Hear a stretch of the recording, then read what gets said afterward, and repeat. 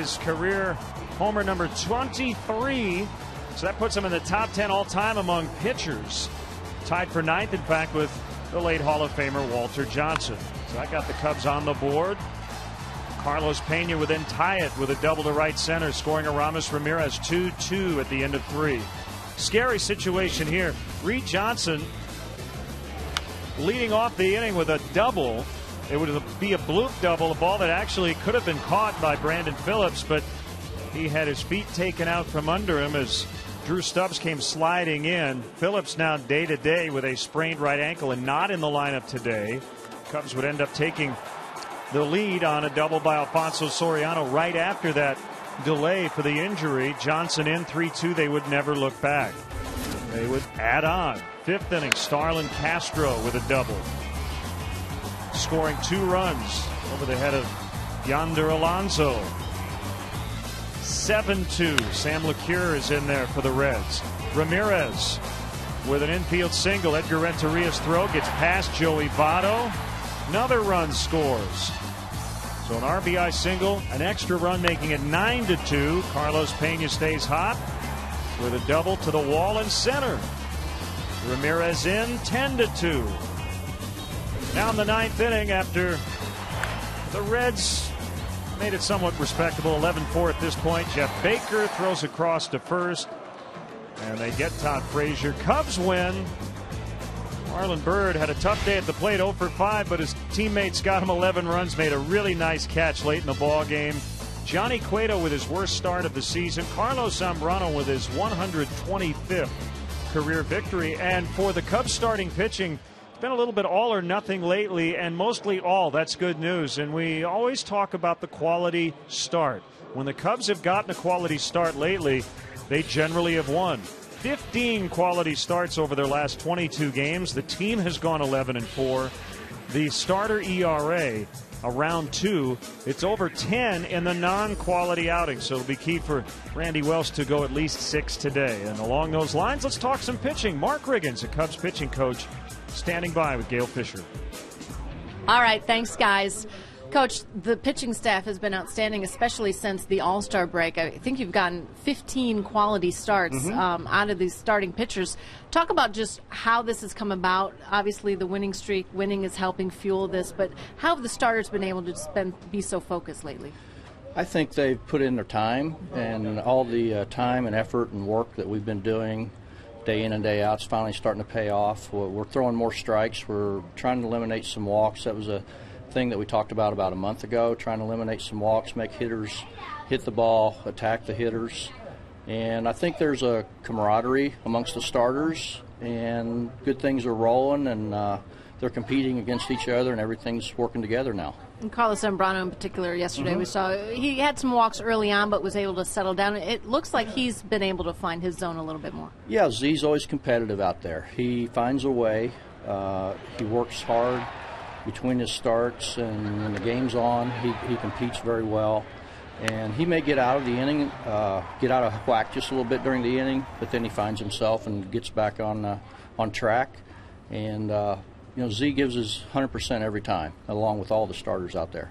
Matt Garza has been one of those pitchers who's been actually outstanding all season long. The win-loss record doesn't really reflect it. Unfortunately, hasn't been able to pick up the W's to reflect the kind of pitching he's been doing. Is that why that's probably a bad evaluator of pitchers, that win-loss record? Yeah, Matt's top-of-the-line pitcher. He has really made some improvements after the first month, getting used to the National League. He's mixing his pitches a lot better. He's one of the most prepared guys. Every time that he goes out there every 5 days, he prepares himself physically. He looks at films, so he's just coming into his own. He still has some improvement to make, and I think he's going to be a great pitcher for us. The one real big challenge you did have this season was Carlos Marmol getting off track a little bit. It looks like you guys figured it out, and he's found his pitches once again and is saving ball games. Yeah, Carlos and I worked quite a bit together, behind the scenes a little bit. And he's found his slot where he's supposed to be with his breaking ball. His focus is always there. His confidence is back right now. He's had a couple really tough games, and he excelled at those, so that builds his confidence up. But every pitcher you know, they'll get into a little funk every now and then, and the main thing is that they realize that and they have to go work to get it back. And Carlos was very good at that. He wanted to get ironed out, and so it's paying off for him. We don't want him to get back into that again, but like I said, every pitcher gets into a little funk somewhere throughout the year, and Carlos worked very hard to do that, get back. And it seems like the whole bullpen has sort of stabilized a little bit. Do you think that's a matter of guys have found their roles? Russell's been pitching well. Everybody has sort of found where they fit in now. Yeah, Samardzija and Russell, younger guys, the first month and a half, they've gotten much better, so the experience has paid off for those guys. A young guy comes up here, they've got to learn up here at this level also. They could be really good at AAA, but they have to come up here and experience this, work through situations. Jeff has found a delivery that's very consistent for him. That's the biggest thing in a pitcher, is having a delivery that's consistent. And he's found that now. Now he's actually pitching better as far as situations, what the hitter's weaknesses are. So it's all coming together for him. Russ has been consistent. He doesn't walk anybody, and he has total confidence in himself. And those two guys are going to play a part, in the future here. All right, the pitching staff on its mark. Pitching coach Mark Riggins, thank you very much, guys. Let's send it back up to you. Gail, thanks very much. Cubs 6-0 to start the month of August. They'll try to go 7-0 to start August for the first time since 1927. We'll have more from Wrigley Field as we get you set for Game 3 of this series coming up.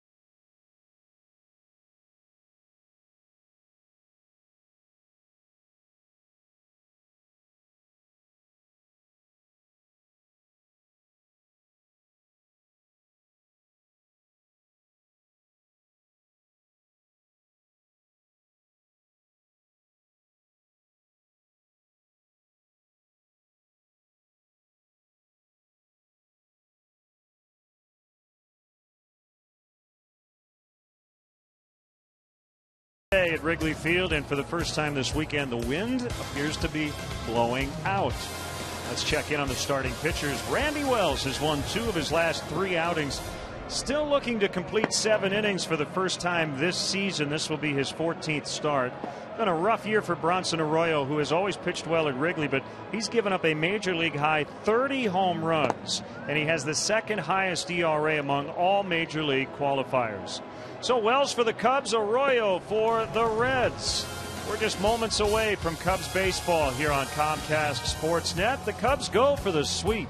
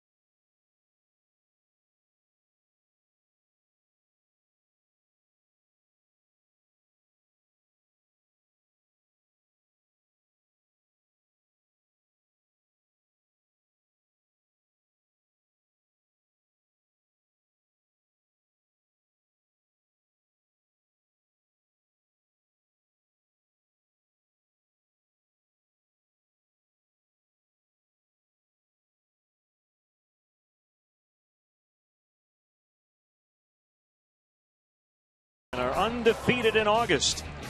Randy Wells is coming off a solid start in Pittsburgh, and today he's got a red-hot offense behind him as the Cubs go for 8 in a row for the first time in 3 years. Next.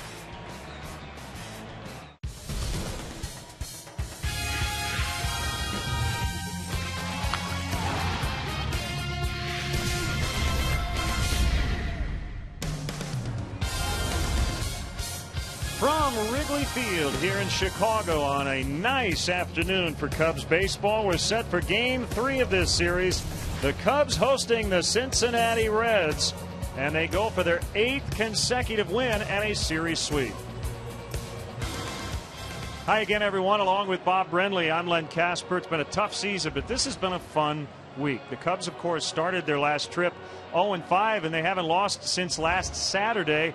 The main reason, Bob, starting pitching and an offense that's hitting home runs. Oh, no question about it, Len. When you're hitting the ball out of the ballpark or driving it into the gaps, especially with runners on base, good things tend to happen. They're averaging 2 home runs and over 2 doubles a ball game, averaging over 6 runs a game. This has been a really fun stretch of the season. And don't forget the defense. They've been really good, giving the other team only 3 outs an inning. Well, they're hitting home runs, and Bronson Arroyo has given them up. He's allowed a major league high 30 already this season. Randy Wells will go for the Cubs. Now down to the field. God Bless America and our national anthem. National anthem.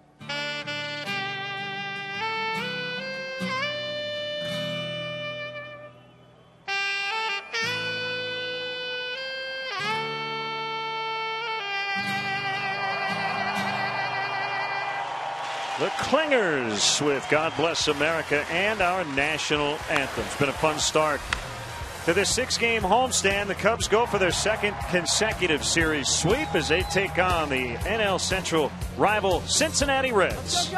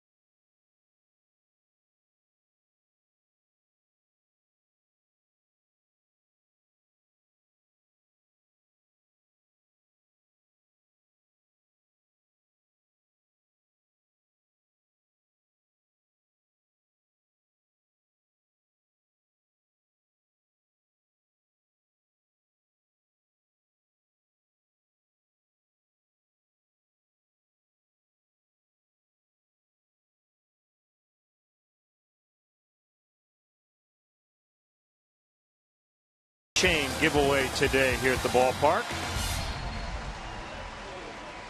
Nice big and energetic crowd as we get set for the final game of this 3-game series. Fans greeting the Cubs players at their respective positions here on a Sunday afternoon. Let's get the Cincinnati Reds Southwest starting lineup. They're a little banged up after yesterday. No Brandon Phillips in the lineup. Dave Sapelt will make his major league debut. He's going to lead it off in left. Yonder Alonso battling a little ankle injury as well. And Chris Heisey has gone to the disabled list. You have Renteria, Votto, Bruce, Frazier, Stubbs, Hannigan catching, Paul Janisch at second for Phillips, and the pitcher Arroyo. And let's take a look at the Cubs defensively today, brought to you by Degree. Tony Campana getting a nod in left field today. Marlon Byrd in center. Tyler Colvin over in right field. It'll be Ramirez and Castro on the left side of the infield. DeWitt and Pena on the right side. Giovanni Soto doing the catching today for Cubs right-hander Randy Wells. He's gone at least 6 innings his last 4 consecutive starts, including last time out against the Pirates. That was a Cubs 11-6 victory. Went 6 innings, gave up 5 hits and only 2 runs in that game. At the umpires for you, Paul Nart will call the balls and strikes with Doug Eddings, Dana DeMute, the crew chief, and Kerwin Danley around the bases. This is a veteran crew. And you never know it, but it rained really hard here around 10 o'clock this morning. Tarp was on the field, no on-field batting practice. But we're starting on time as Dave Sapelt, we had a big spring training for the Reds and was doing a nice job in the minor leagues, will make his major league debut. We're told he's an aggressive hitter, and he swings at the first pitch and lines out to Marlon Byrd. A rookie mistake by Dave Sapelt. You've got to take a few pitches in your first major league at bat so we have a chance to talk about you. I'll have to save it for later in the ball game, but he was the Reds' 2010 minor league hitter of the year last year, the most valuable player in the Southern League. Comes highly regarded by the Cincinnati Reds. Edgar Renteria on his 36th birthday takes a strike.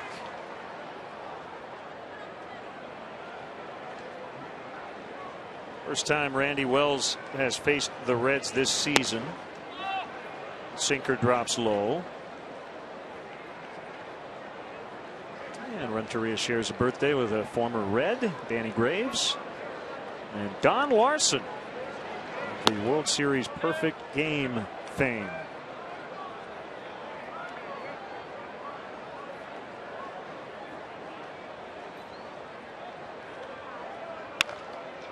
Ground ball right to Ramirez, who was playing in.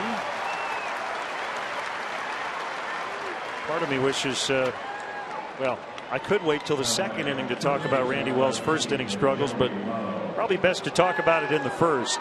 Be nice to see him go 1, 2, 3 here, wouldn't it? Yeah, it really would, Len. And I'll tell you, sometimes it's really through no fault of his own. He comes out early in the game throwing strikes, and against an aggressive swinging team, some of those strikes have ended up as base hits and further down the road runs. But that's what Randy needs to do. Pound that strike zone, keep the ball down, that sinker and slider, mix in some straight changeups.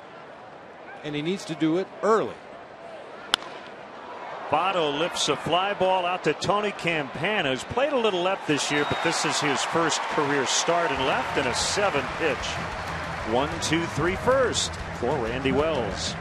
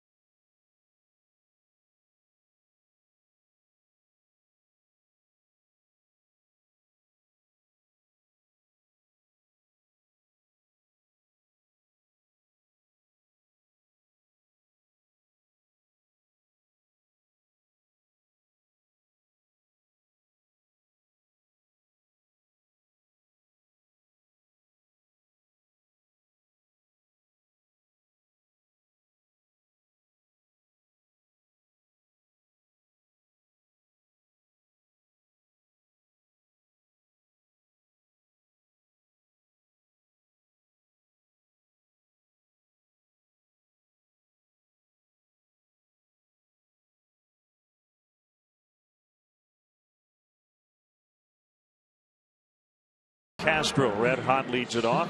Mentioned Tony Campana, first career start at left. He's now made starts at all 3 spots.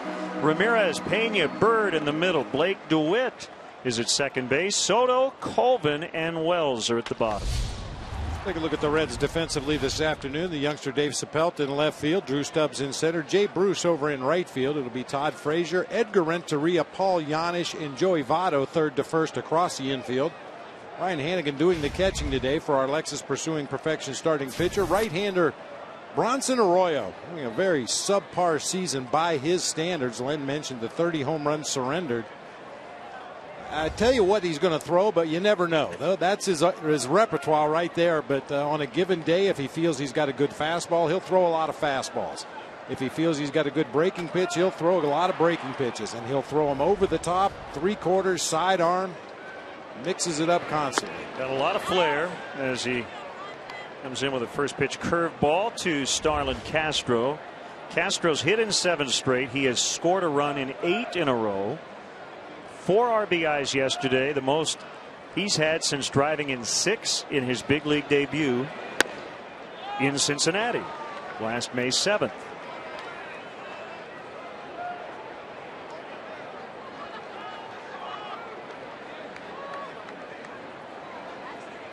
This has kind of been Arroyo's home away from home, Wrigley Field. It's the 12th time he's started here in his career, and he's had a lot of success against the Cubs. And how about this major league debut? A record-setting debut, 6 RBIs for Starlin Castro.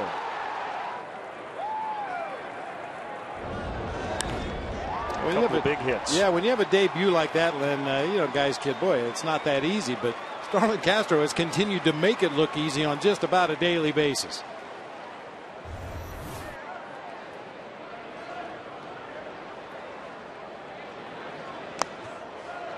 We've seen Arroyo so much, but that leg kick still makes you chuckle. It really There's something does. about it that's so unique. It fits his personality.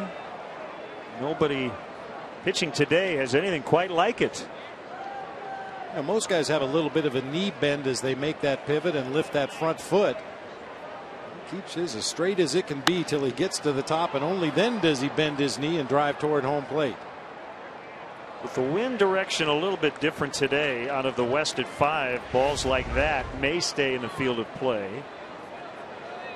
It's about head high when the kick is at its height, the top height.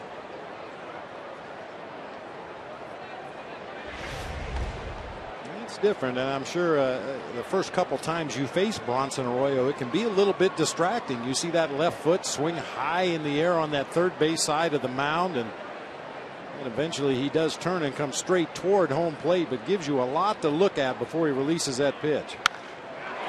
Fly to right, carrying well. Bruce back on it, and he makes a really nice catch. Up against the green door in right.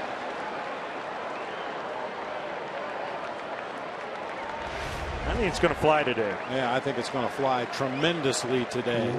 Very important to keep that ball down. Limit the walks. Don't put anybody on base via the free pass, because chances are fly balls are going to find their way to the seats today. Now, Friday's hero, Tony Campana, hit that inside the park home run in the first inning. First pro regular season home run for Campana, who got about 60 texts after the game. Came against his hometown Reds, and against Cincinnati this year he's 6 for 14.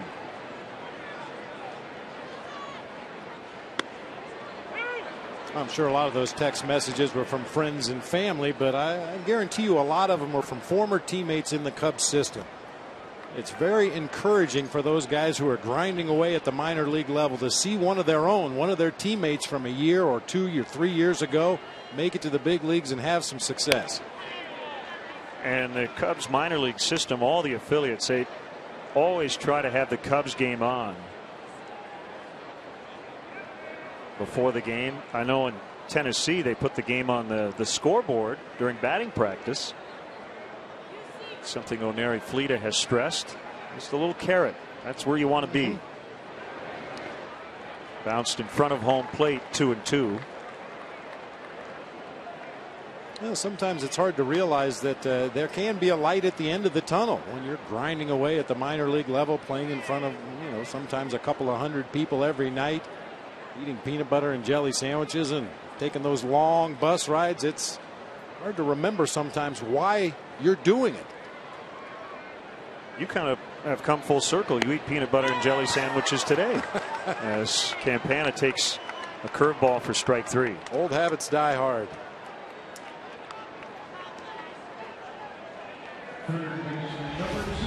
We mentioned Arroyo will change arm angles, he'll change speeds on everything. It's not uncommon for him to throw a fastball at 90, throw the next fastball at 83. A lot of times to start a count, he'll just flip a batting practice fastball up there at 81 or 82 miles an hour and then back it up with a fastball at 91 or 92. Ramirez has faced him a ton, 51 official at bats, and he's hit just 196 against Arroyo with 2 home runs.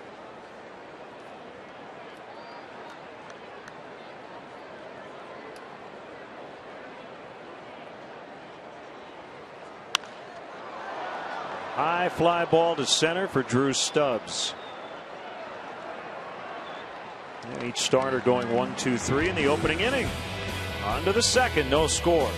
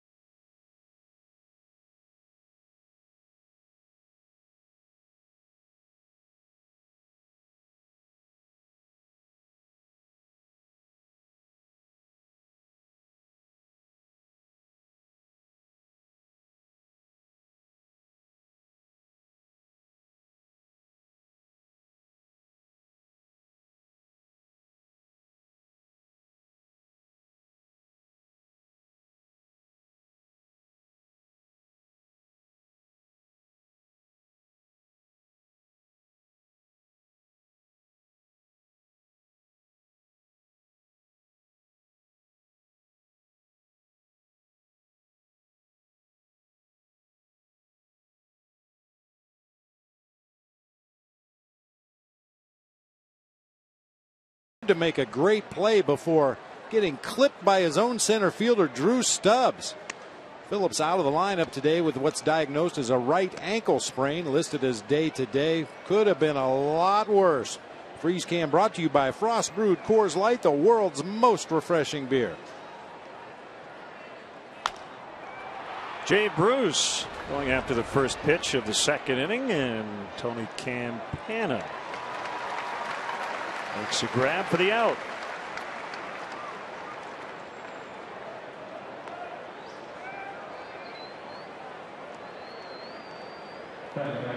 Follow all of today's stats and info in real time with Cubs in-game live only at CSNChicago.com. Brought to you by Honda. Of course, there's no guarantees, Len, but usually when the first batter of an inning makes a one pitch out, the second hitter is obligated to take until he gets a strike.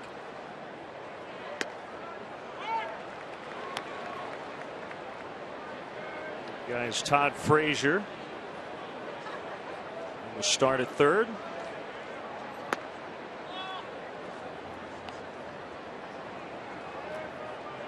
Well, the Reds have been in a free fall in the standings along with the Pittsburgh Pirates, who, by the way, have lost 9 in a row. And going into their game against the Padres today, the Pirates have given up 28 runs over the last 2 days. The Reds have lost 6.5 games in the standings over the last 2 weeks. A fly to deep right. Colvin took a look back. He's going to have enough room to retire Frazier. The Cubs have only picked up a game and a half during this 7-game winning streak because Milwaukee, the first place team, has won 10 of 11.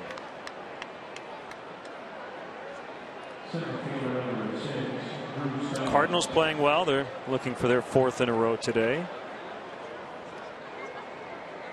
Really, when you find yourself in the position that the Cubs are in, you can't worry about the teams that are at the top of the division. You just try to pick them off one at a time above you.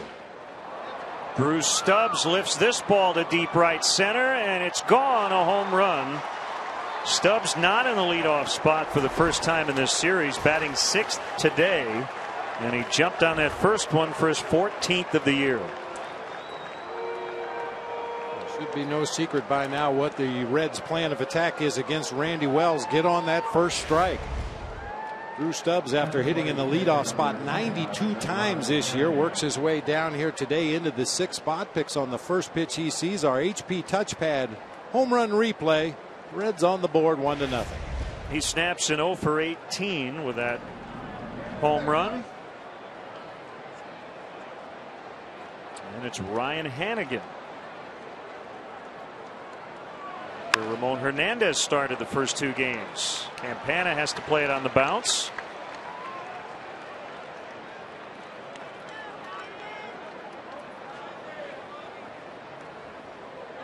I guess none of these Reds want us to talk about them.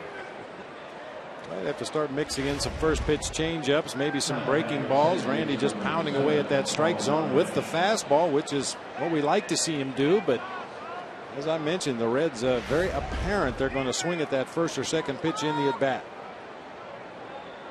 Hannigan, by the way, with that hit is now 7 for 12 against Randy Wells.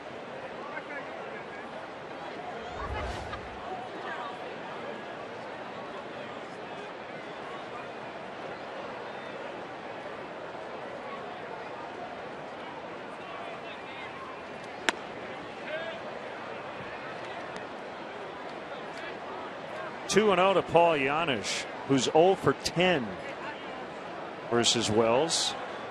Well, we mentioned Phillips day to day, not even sure he can provide anything off the bench today with the ankle injury. Miguel Cairo bothered by a sore oblique. So it's the walking wounded over in the visitors' dugout.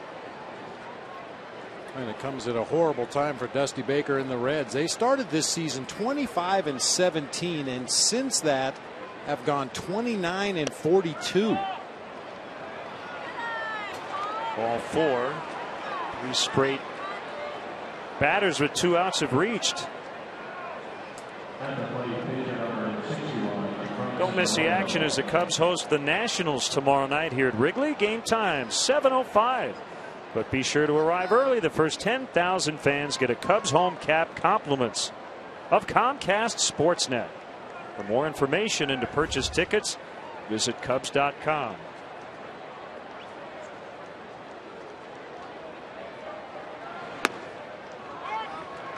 Slider strike on Bronson Arroyo, who's a career 133 hitter, but he does have 5 home runs. You can't look at Bronson Arroyo with a helmet and a bat without thinking of Glendon Rush. Much to Glendon's chagrin, I'm sure. He watches this a lot, but you're right. I think it was back-to-back starts. Arroyo took a lefty deep.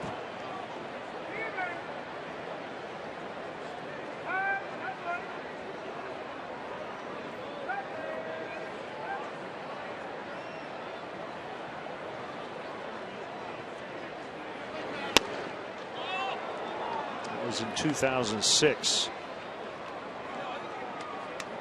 So in less than a week to start his Reds career, in fact, he beat the Cubs twice and homered off Glendon Rush.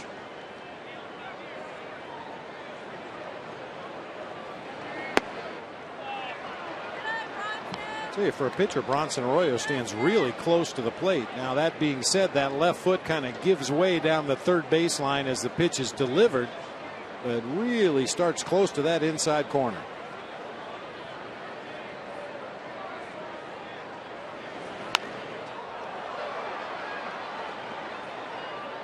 Now, in talking about Arroyo's struggles this year, it would be fair to point out that he was diagnosed with mononucleosis late in spring training. He's battled some back issues, carpal tunnel as well. And you certainly have to think those things have affected him in some way. His fastball velocity's down. Under 87 miles per hour, according to Fangraphs, on average. Bounced out in front of the plate, and it's 3-2 with Sapelt on deck.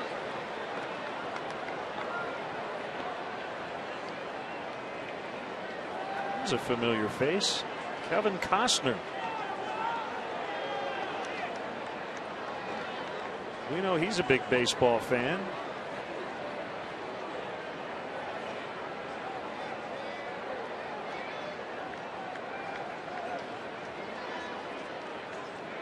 Runners go on the 3-2, and Arroyo pops this one up. Peña's going to call off Soto and make the catch to end the inning. Stubbs with a 2-out home run. 1-0 Reds.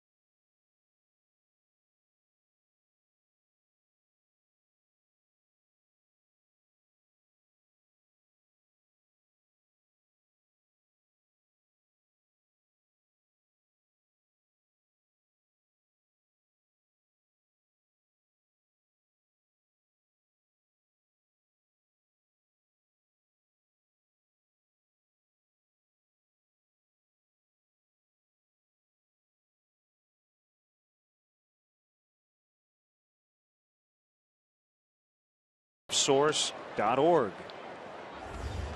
Talk more about Ronnie coming up with Pat Hughes, his longtime radio partner. Pat will conduct the 7th inning stretch.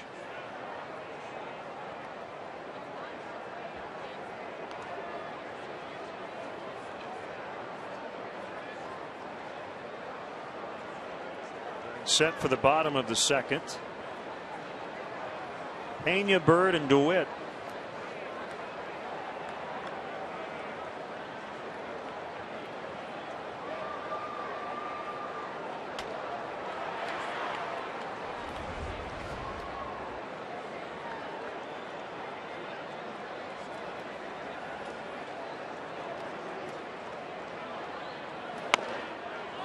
Ball 1.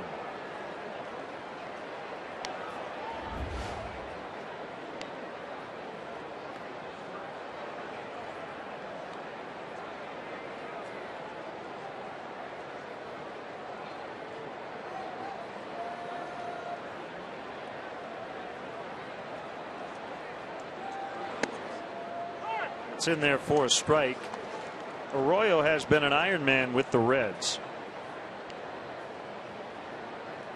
Since being acquired from Boston prior to the 06 season, he has led the National League in starts. This is his 192nd during that time, and innings pitched, over 1,200 innings pitched.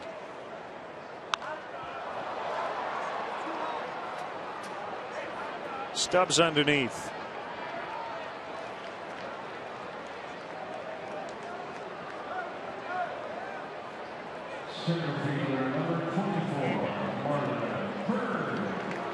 The new Bud Light Bleachers Series provides fans with exciting new opportunities in the Bud Light Bleachers this season, including free T-shirt Mondays, $3 12-ounce draft Bud and Bud Light Tuesday nights, and $1 Vienna beef hot dog Wednesdays. Tuesday night special is also available in select locations in the Seating Bowl. For more information and to purchase tickets, visit Cubs.com. Here's Marlon Byrd, and we know one thing that'll be different in this at bat than all the others yesterday. Well, first of all, a hit. He went 0 for 5 yesterday, but he wasn't going to make the last out of an inning. I was chatting with Reed Johnson about the fact that Reed hit 6th yesterday and led off an inning 5 different times, and we agreed that that was probably a major league record, although it'd be very difficult to track. And he knew that Marlon had made the final out 5 times and felt bad about it. But he also got a kick out of your theory, and Blake DeWitt was standing by near our conversation when I said, well, my partner says somebody has to make the outs. I said, yeah, you're right. Be a good team player. There's no clock in baseball. Days you wish there was, but that's the beauty of this game. It could conceivably go on forever. And Reed Johnson could lead off in the 6th spot maybe 10 or 12 times. That's really remarkable that a 6-hitter could lead off in a 9-inning game. And actually, the Cubs only batted 8 times. He led off 5 of the 8 innings. You think back to spring training in the early part of the season when in years past there was always a big discussion about the leadoff hitter. Should Soriano hit leadoff? And I think yesterday's game proves that probably a little overrated as far as the value to the ball club. Certainly if you have a legitimate prototypical leadoff hitter like a Michael Bourne or somebody like that, well, then sure, but it's only going to happen one time a game, guaranteed. After that, you never know who the leadoff hitter is going to be in an inning. DeWitt homered off Bronson Arroyo back on May 7th here, and that snapped a 21-inning Wrigley Field scoreless streak for Arroyo. 3-1. Well, the main things about lineup construction, you want to give your best hitters the most plate appearances. You want as many guys on base for the middle of the order hitters as possible. Maybe mix in the lefty righty thing. Make it hard on the other team's bullpen. That's about it.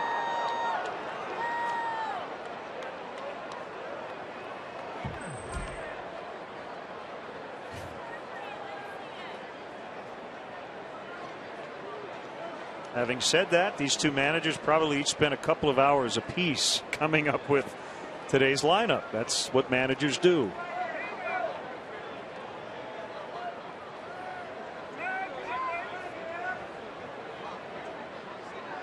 Bird takes off. DeWitt lifts it in the air to shallow center. Stubbs coming in. It's going to drop. And a good read by Bird. He kind of got caught in the middle there. He goes too far, and Stubbs catches it. He's going to get doubled off first, but he did not want to get forced at second. Now, Marlin actually played that as well as you possibly can as a base runner. You talked about the problem that he has right there. If he goes back to first base and Stubbs make the catch, or doesn't make the catch rather, they're going to force him at second base. But if he goes all the way to second and Stubbs does make the catch, it's an easy double play. But he got himself in a perfect position where he could react either way and was able to make it to second base safely.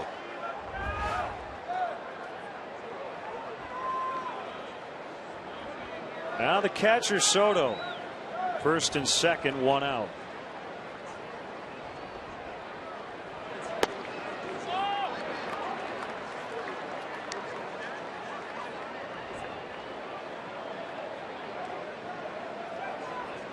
Oh, you see how hot it is. See all the perspiration in the belly of Paul Nart, the home plate umpire.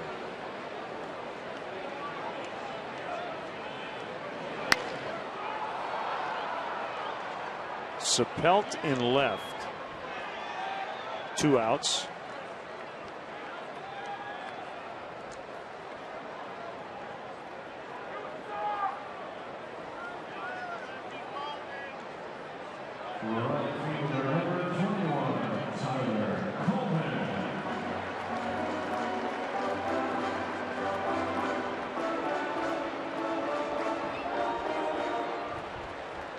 Of course, the umpires wear a padded chest protector underneath the blue shirt, but the perspiration leaking out from the bottom of the chest protector has already soaked his shirt. Coincidentally, Sweaty Belly just played at Lollapalooza. First show of the day. But there were a lot of sweaty bellies out at Lollapalooza yesterday afternoon and again today. Oh, by the way, thank you to Lollapalooza.com for streaming some of the music online. We both had a chance to catch a couple of shows last night. Didn't have to fight 90,000 people to see them.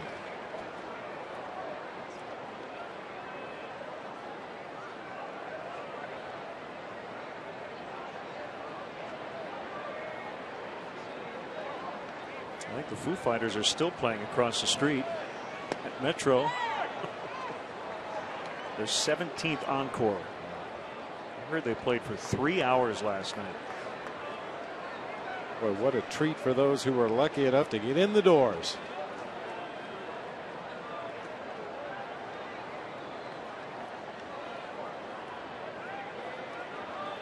Two 1 to Colvin is bounced foul.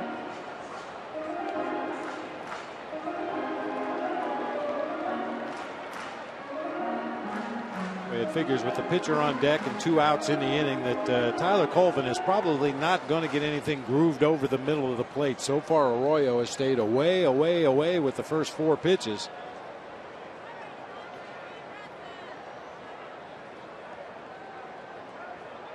So they're going back out there again. It's one of those situations where, as an 8-hitter, you may have to expand your zone a little bit to try to drive that run in from second base, knowing full well that the pitcher's not likely to throw you too much good to hit.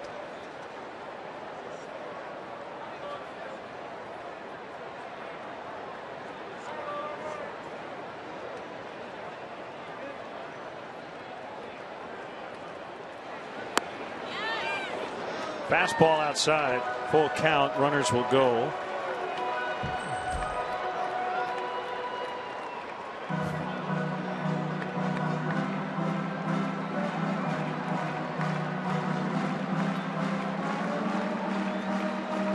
A new season, a new look. Join Vineline, the official magazine of the Cubs, in celebrating its 25th anniversary here in 2011. With the backstage pass to how the Cubs live and play on the field as well as off. Subscriptions start at just $29.95. For more info and to order, visit Cubs.com/Vineline.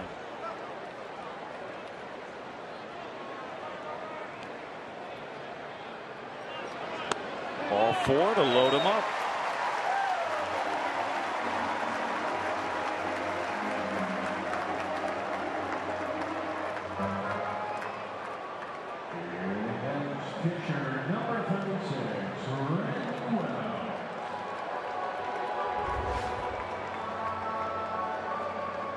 Hopefully Tyler Colvin will get some opportunities in this game today to swing the bat with Bronson Arroyo challenging him. I think is a good matchup today for Tyler Colvin. Arroyo is not overpowering with his fastball. His breaking ball breaks right down into the sweet spot of Tyler's swing. Hopefully he'll get some opportunities today. Our AT&T Uvers multi-view loaded up with 2 down for the pitcher.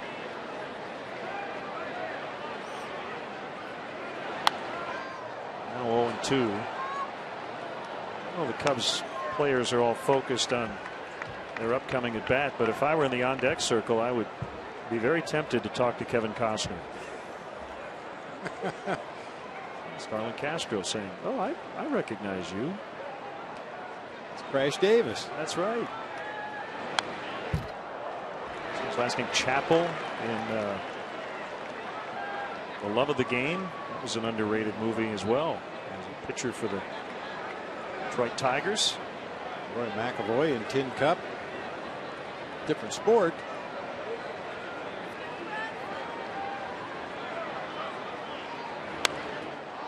Little pop up and Votto won't get to it.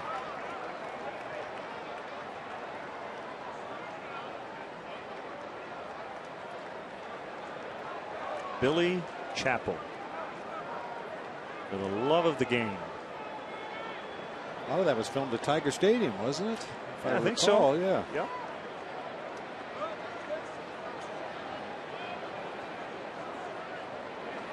Field of Dreams. A lot of great baseball movies. Foul tip, strike 3. Second strikeout for Arroyo as the Cubs leave the bases loaded. They trail 1-0.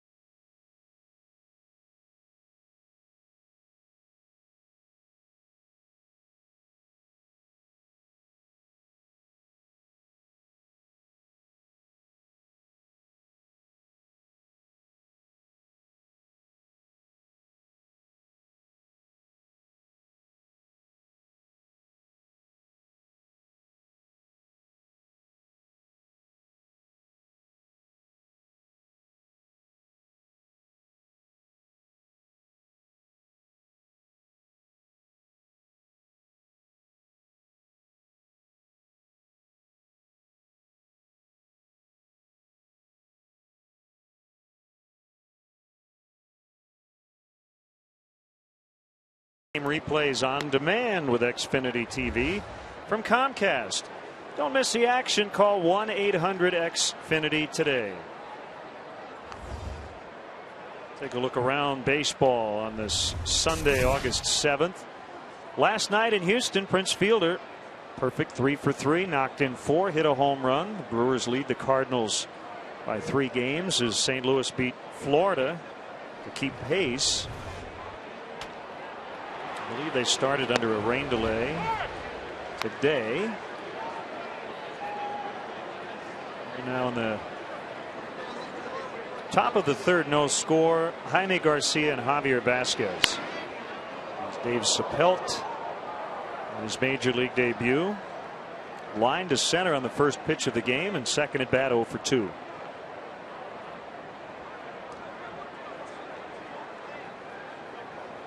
He's on the roster. Chris Heisey put on the disabled list.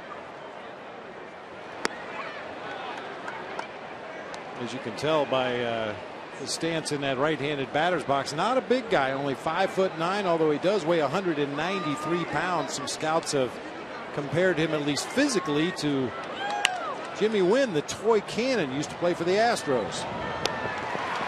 He's 0 for 2. Heisey, by the way, has a strained oblique. That's why he went to the DL.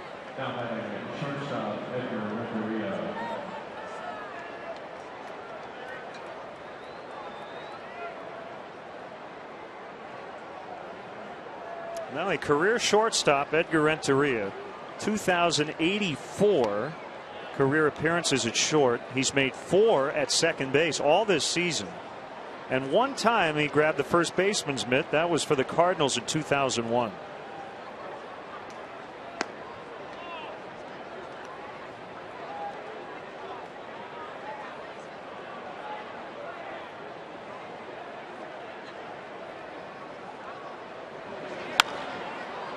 Slicing drive to right. Colvin for out number 2. Well, this is as aggressive as any opposing lineup's been against maybe any Cubs starter all year.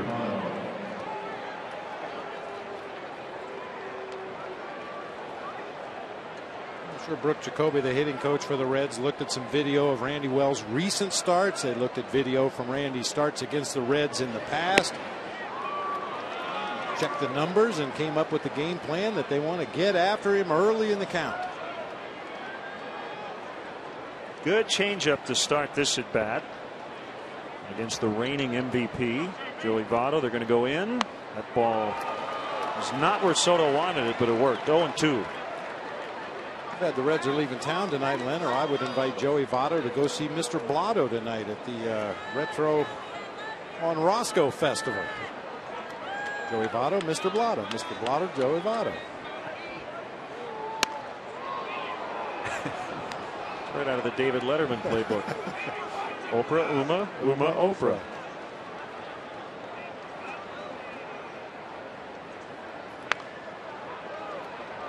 Charged by Aramis Ramirez. As Wells goes 1-2-3 for the second time. Cubs trail 1-0.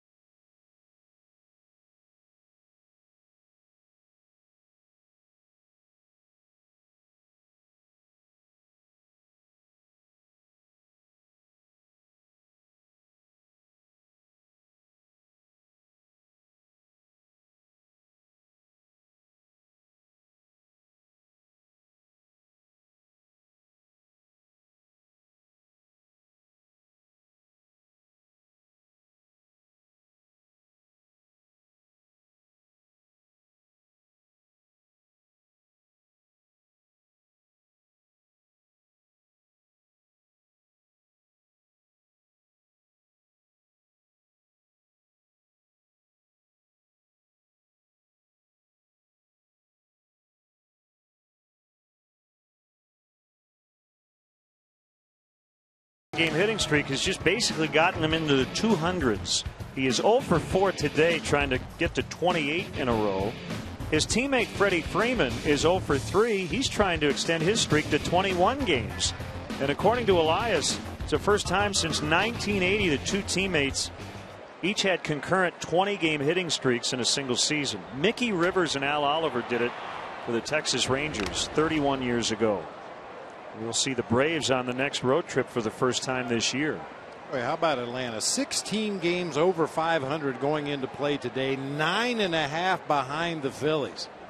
Phillies are 35 games over. I think the Braves record is the 4th best in the major leagues, and they're still 9.5 out in their own division. They are leading the wild card race by 3.5 over Arizona going into play today. Got a bone up on the Braves. I'll tell you, we haven't seen them all year. I know it's been a struggle for Jason Hayward, who has a home run today, but he's hitting just .222.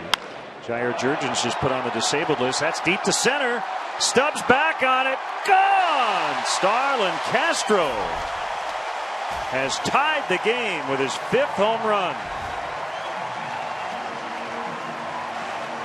That extends his hit streak to 8 and his run streak to 9.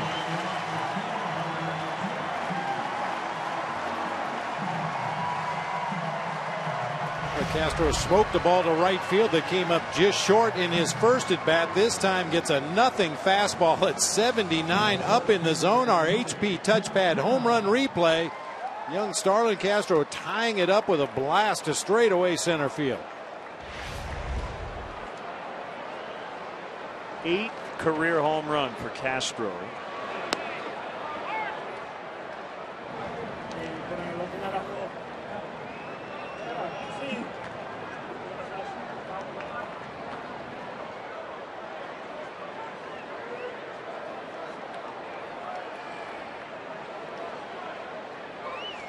And the 0-1 to Campana. Now 0-2 on Tony.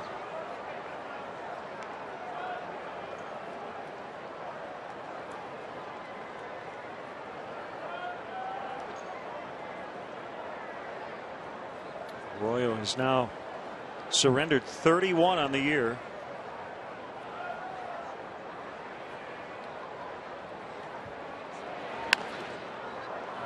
Renteria waiting a little bit, and he just got him. Well, I thought Edgar was going to charge that ball. I'm sure the Reds infielders have been told to do so, but that little hesitation before he picked it up I thought was going to cost him. I'll tell you, Tony Campana can get the fans involved in the game with his legs alone.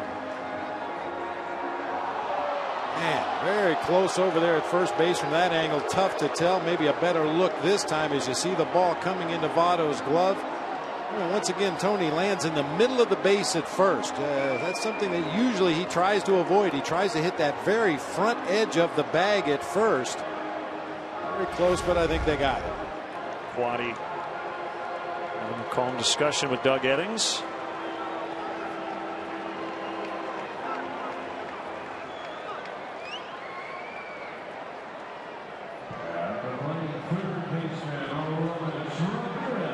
Even though that resulted in an out, that's what Mike Quaddy and the Cubs want to see Tony Campana do more of. Keep the ball on the ground. Even routine ground balls are bang bang plays at first, and any mishandling whatsoever, any errant throw whatsoever, and he's going to leg it out for an infield hit.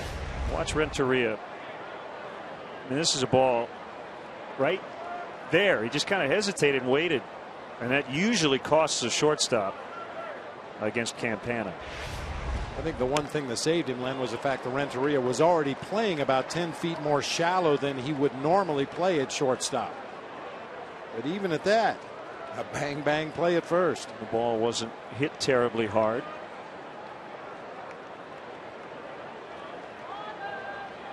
Here's a 2-0 to Aramis, and a high towering fly ball to left, and it's going to be caught.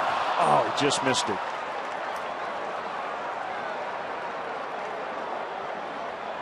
It looked routine at first, but then you consider what type of day it is, and I thought he had enough.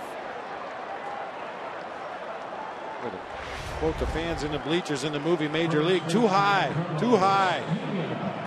Fortunately shot that one right up the silo, comes up just short of the basket out there in left center field.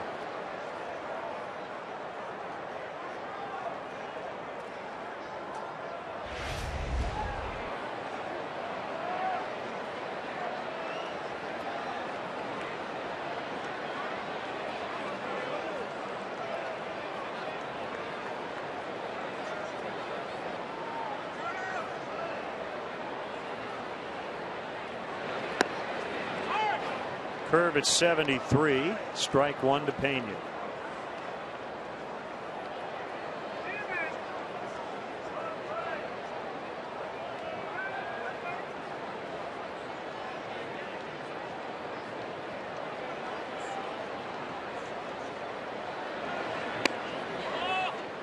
Fastball is outside, 1-1. By the way, the Braves lead the Mets 5-2 in that game in New York in the bottom of the 6th.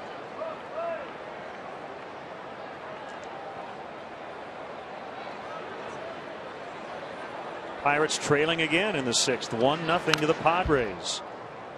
Matt Latos against Kevin Correa as the Pirates try to avoid a 10-game losing streak.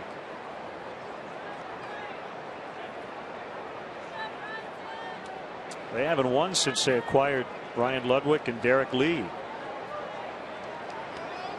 Derek not in the lineup today. I'll have to check and see if he's played since getting hit by that pitch. I know he didn't play last night. I'm not sure if he has played in any of the games since he got hit.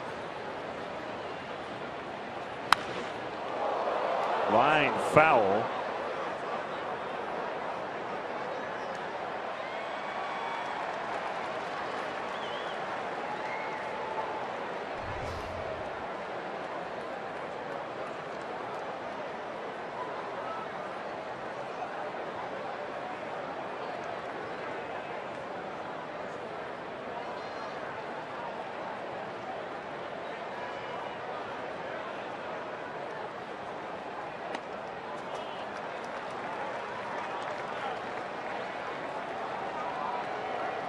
We got some good back sweat working for Paul Nart. Paul's working hard today. Wow.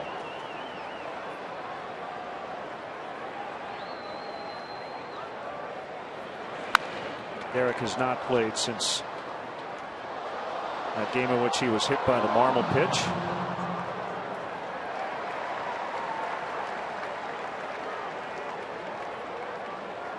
We pointed out all the time, Len, on those rare occasions that I feel the need to defend the umpires. They don't get to go back to the dugout between innings and have a cold drink and a cold towel put over their head, maybe walk back up to the clubhouse in the air conditioning for 10 or 15 minutes. They're out there in the sun all day long.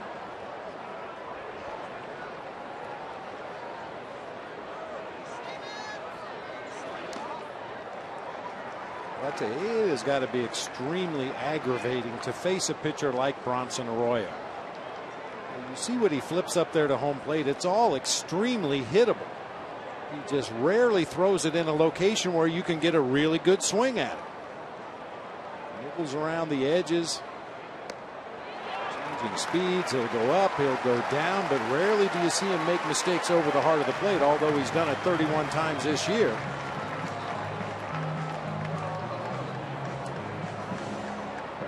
Pena drawing his 67th walk, leads the team.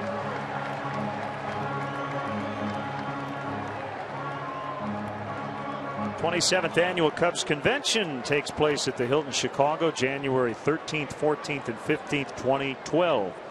Rooms are available now by calling the Hilton Chicago at 312-922-4400 and asking for the Cubs convention rate. Weekend passes go on sale in early November. For more info, go to Cubs.com. The slowest pitch Arroyo has thrown today at 68, called strike.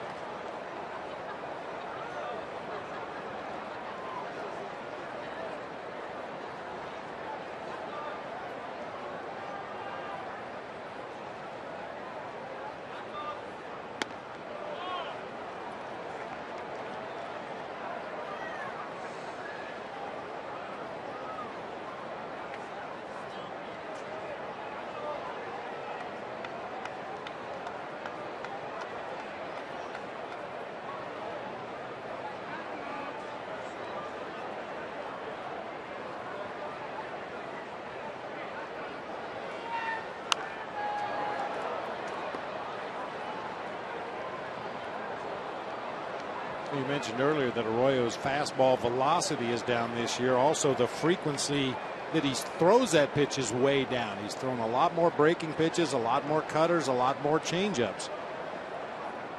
And when you're a junk ball pitcher and rely so heavily on off-speed pitches, you need to have enough fastball to make hitters respect it. If you lose enough velocity off that fastball so that hitters feel like they can still hit your fastball when they're looking for an off-speed pitch, that's when you get into some trouble.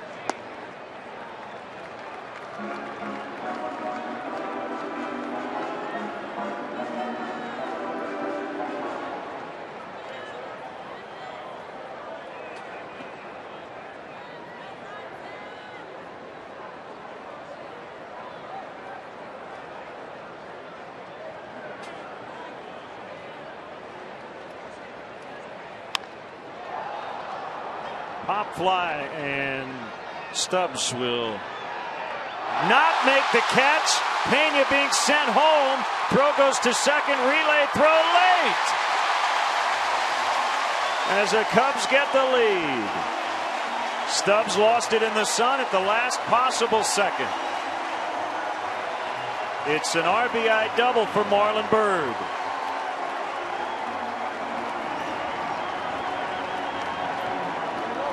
We know the sun here at Wrigley early in the game really affects that center fielder. Probably a much easier play for Sapelt to come over from left field. He has a better angle on the sun, but Stubbs is the captain of the outfield.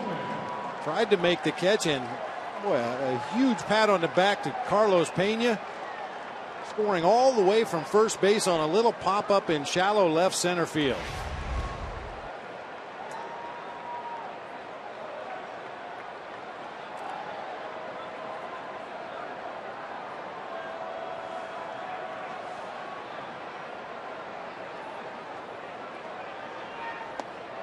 Ball one to DeWitt. That's where a new teammate in left field and perhaps some unfamiliarity with day games here at Wrigley. Certainly Stubbs has played enough games here that he should know that that's going to be a tough play in the early part of the ball game. Much easier for a corner outfielder to come over and make that catch in center field. But with the rookie Sapelt playing left field, Stubbs took charge, tried to make the play, and couldn't keep up with it. Tough earned run charge to Arroyo. Thought he was out of this inning.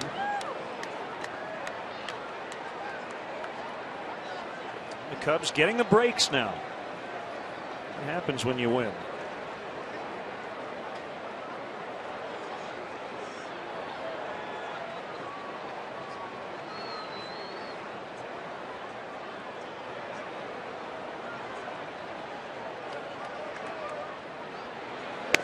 Yeah. 1-2.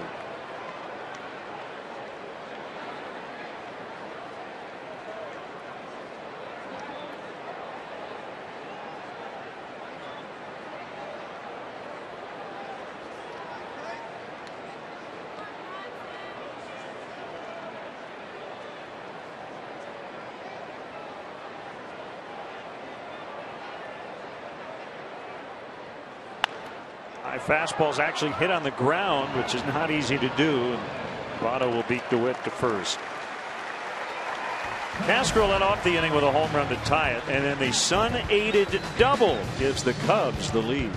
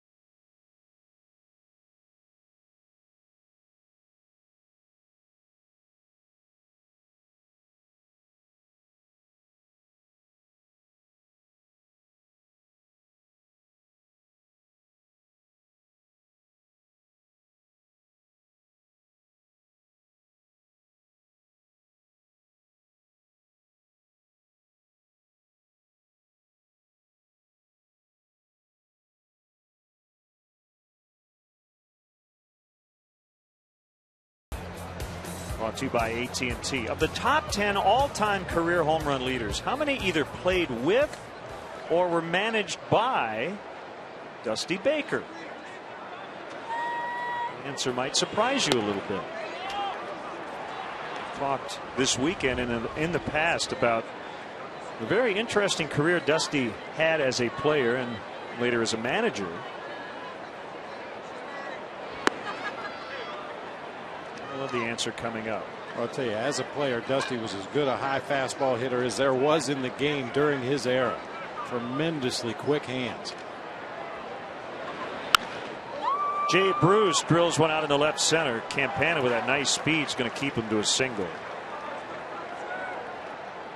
I'll tell you, Bob, I mean, we're not objective because we like Dusty as a person, but he took a ton of heat at the end of his tenure here with the Cubs because the team struggled.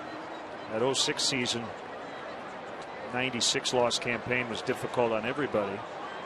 But if you look back at the last decade of Cubs baseball, Jim Hendry took over, hired Dusty. I mean, that's the bar that has been set, and he was at the helm in 03 and 04. And you look at the overall record he's had as a manager in his career, he can be very proud of it. Absolutely, no question about it. And it's been well reported many times he's considered very much a player's manager. Todd Frazier deep to left, gone. 3-2 Reds.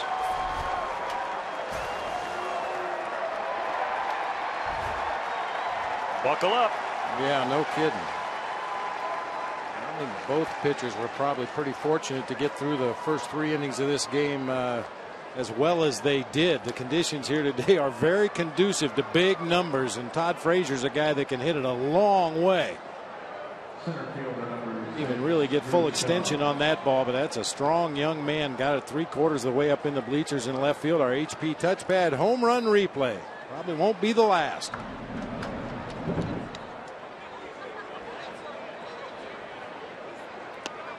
Yeah, Dusty took a lot of criticism from fans, but the reality is he only had to please his team and his general manager and his organization, and he always did what he felt was in the best interest of winning a ball game that day.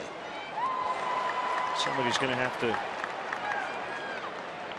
slow things down here for Randy Wells, and that guy will be Giovanni Soto after 3 consecutive hits to start this 4th inning. Well, evaluating managers is a very tricky proposition. Ultimately, it comes down to the 1-loss record. We understand that. You know, Joe Torre would be the first guy to tell you, and you look at his career record as a manager, you got to have good players to win. No doubt. Because it took him a while. And his career as a manager, and it'll be a Hall of Fame one, will be defined by his Yankee days, but it wasn't always that way before he got to New York. And if you are going to base it on success, Dusty's tenure at San Francisco was great. And then people say, yeah, but Barry Bonds. Well, yeah, but what? He won. He's on the team. What do you want him to do? Bench the guy? Right.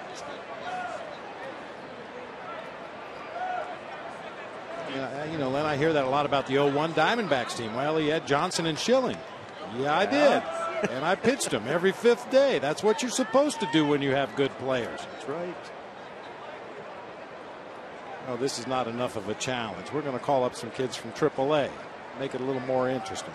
I mean, I think it's fair to say there have been a lot of good baseball people, good managers in the history of this game who haven't had good records because they had lousy teams. And many of them did not get another chance because maybe of their record, but or maybe you find yourself in a small market situation where you don't have the money to compete with some of the other teams in your division, but you get the most out of the players that you have on your roster every year. Ron Gardenhire, a guy up in Minnesota that jumps to mind. Runner goes safe. Stubbs is in.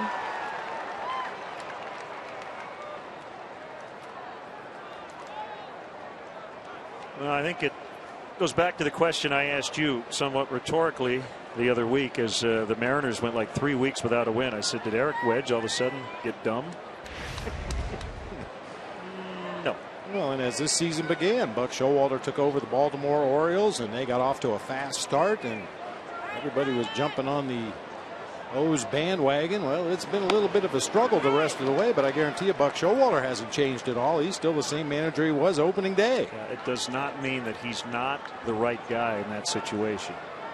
And your style, probably a 180 from Buck Showalter, but we've talked off the air. You thought he was the right guy for that job.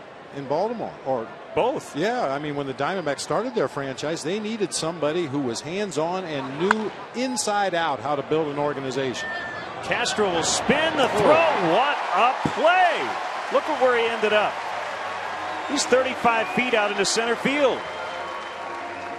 That's a huge out just to get an out for Randy Wells. And those are the plays that Starlin Castro makes better than anybody else in the game. The plays that you don't expect him to make. Ground ball up the middle of the field. By the time he wheels and throws, he's into shallow center. Puts it right on the money to Carlos Pena. Fortunately, they had Ryan Hannigan running. But Castro makes those plays look easy. The 8-hitter Giannis. And it gets by Soto, and Stubbs will score standing on a wild pitch to make it 4-2.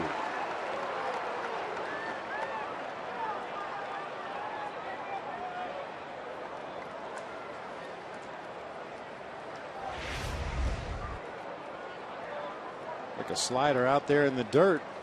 Gio got in good position. Unfortunately, just hitting a bad spot of that chest protector and ricocheted over into the on deck circle rather than dropping straight down in front.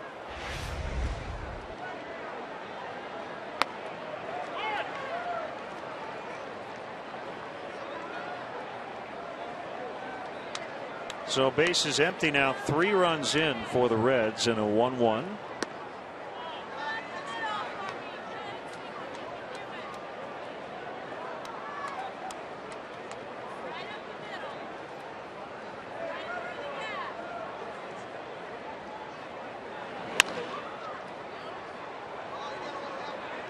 More routine for Castro this time.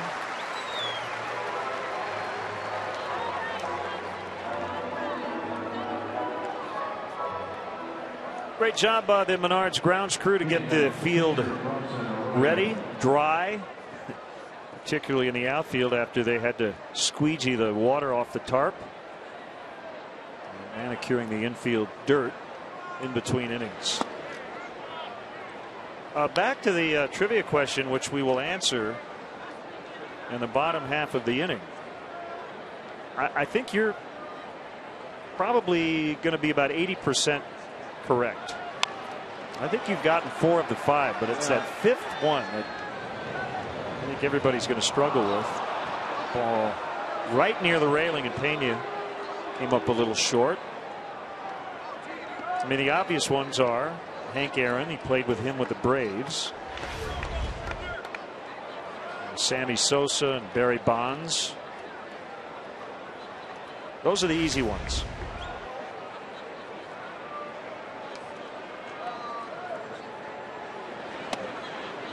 Dusty and I were teammates playing for Frank Robinson. And he's 9th on the list. Now, we did not ask the question, who did he play for? If he did, you could add Frank Robinson to that list. Are you in the top 10? Just out of the top 10. I don't think he played with Babe Ruth. Arroyo flies to left, and we will answer that question when we come back as the Reds retake the lead with 3 runs. It's 4-2.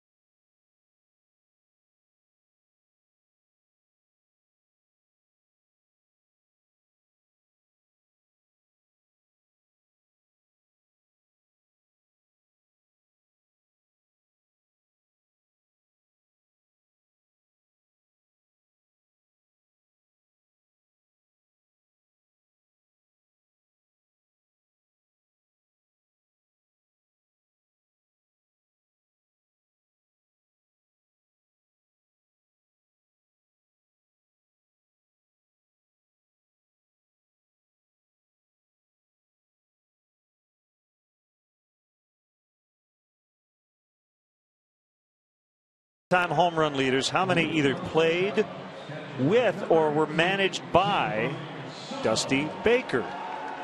The answer is 5 of the top 10. The tough one, and I just got a text from Tom Otis Hellman from the Cubs clubhouse crew, got Mark McGwire. They were teammates back in the 80s with Oakland. And as you mentioned, played for Frank Robinson in 1984 with the Giants. So that would be 6 of the top 10. The only players not on that list, Babe Ruth, Willie Mays, A-Rod, and Jim Thome. Well, Dusty will tell you also that the only reason Hank Aaron got such a good pitch to hit from Al Downing was the fact that Dusty was giving him protection, hitting behind him in the order. And Dusty doubled, which nobody will remember after Hank hit the home run.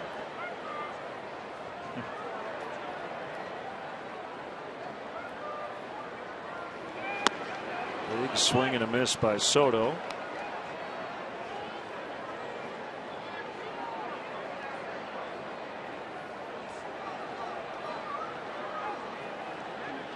Arroyo now leading by 2.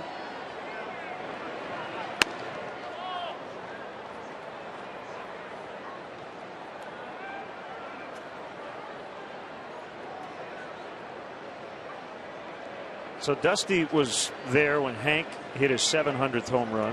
He was Bond's manager when he hit his 600th. And in 2003, he watched Sammy Sosa hit his 500th.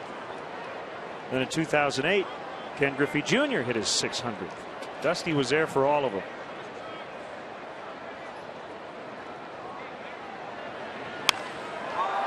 To left, Sapelt on the move. What a catch by Dave Sapelt.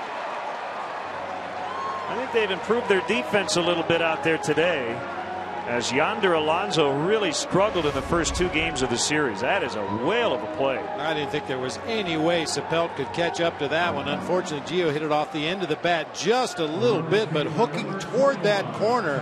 Sapelt showing tremendous speed, never took his eye off the baseball, makes a nice running, tumbling catch in that left field corner.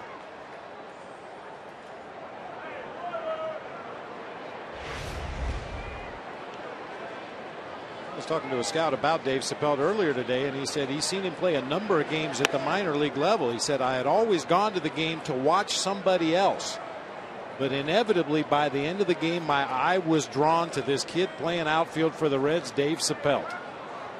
And you can see why with that fine catch.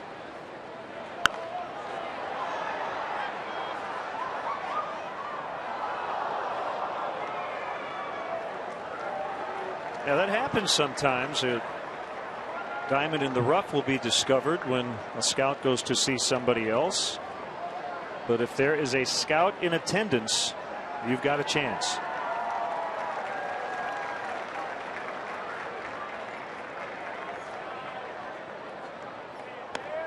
One and 2 on Colvin.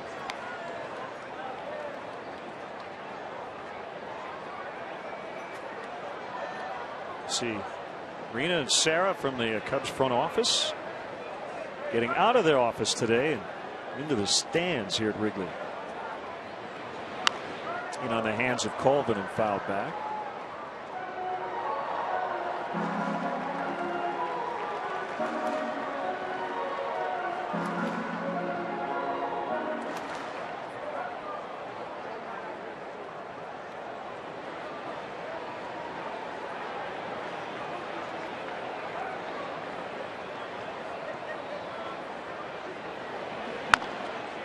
Bouncer backhanded by Giannis, and the out.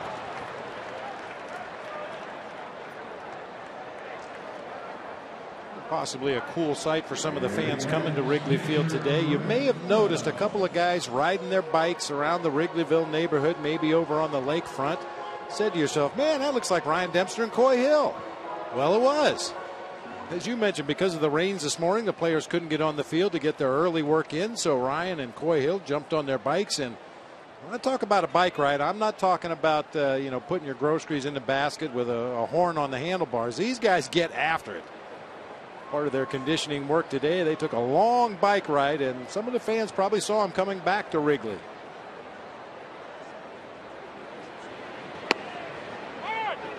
rode their bikes down to the cell when we played the White Sox a couple of years ago in interleague play.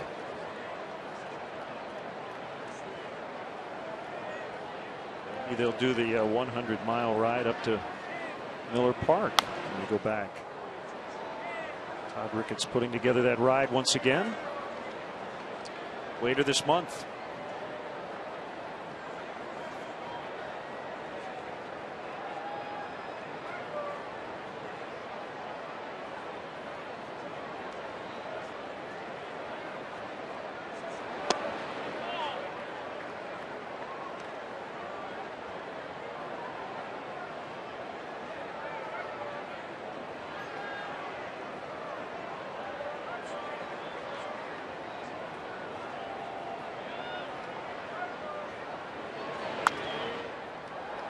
Votto will make the basket catch in foul territory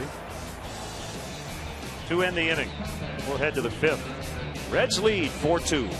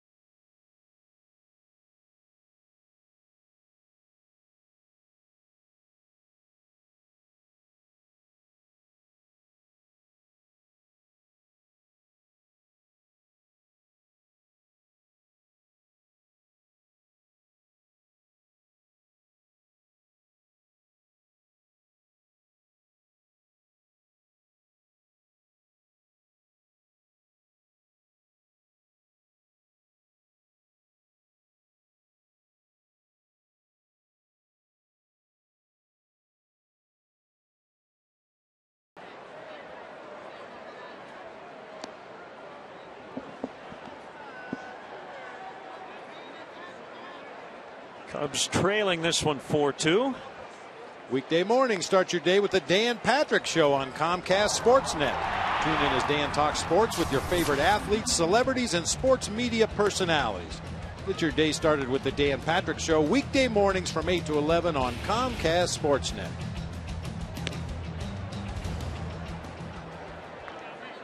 Cubs chairman Tom Ricketts roaming the stands as always. It's hot Sunday afternoon.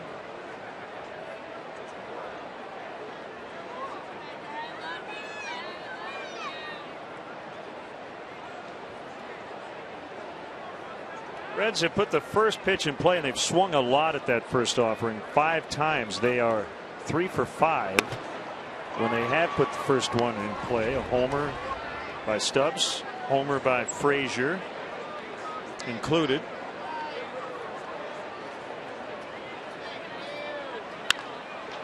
And there's the first major league hit for Dave Suppelt. To go along with that excellent catch, they'll grab the ball. And don't stop paying attention to him now. Dave Suppelt had a season with 47 stolen bases at the minor league level a couple of years ago. Saw his speed out there in left field. I'm sure he'd like to use it on the base paths here. Rips a fastball through that left side of the infield. Congratulations. Don't do it again till you leave town. Well, he was a non-roster guy in spring training and hit .564. 5 doubles and 3 home runs. Well, it did not get him on the opening day roster. Obviously, it served him well as he gets the call up with Chris Heisey now in the DL. And Sapelt may get a chance to play now with the Reds really struggling lately. They're certainly open to other options production wise. Try to turn this thing around.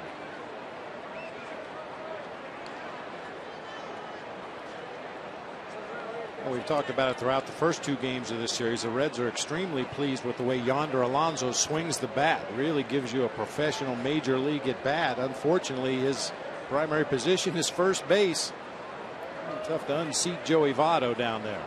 Played a lot of third growing up.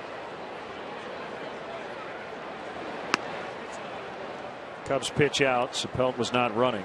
1 ball, no strikes. Danny Valencia was his college teammate and struggled at first, so they moved Valencia to third, and Alonso went to first, and he's basically played there since. But the Reds are trying to find ways to get his bat in the lineup.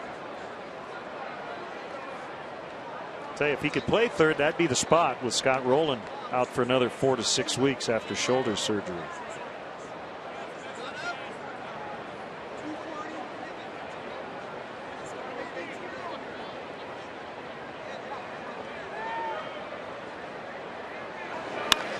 Edgar Renteria with a high fly ball sending Campana back. He's going to leap, and the ball is into the basket for a home run. Renteria giving himself a birthday present with a 2-run homer.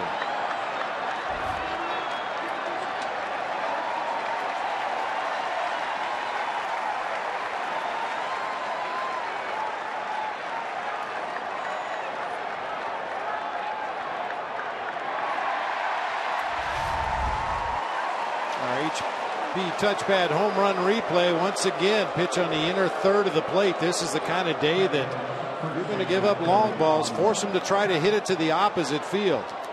Just into the basket, out of the reach of Tony Campana. Slightly out of that man's reach too.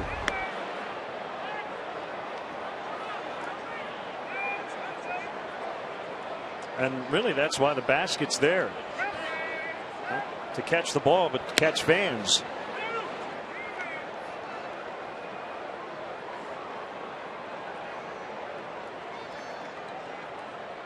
Think of how many home runs over the course of the last 40 years or so as Joey Votto gets his first hit of the series.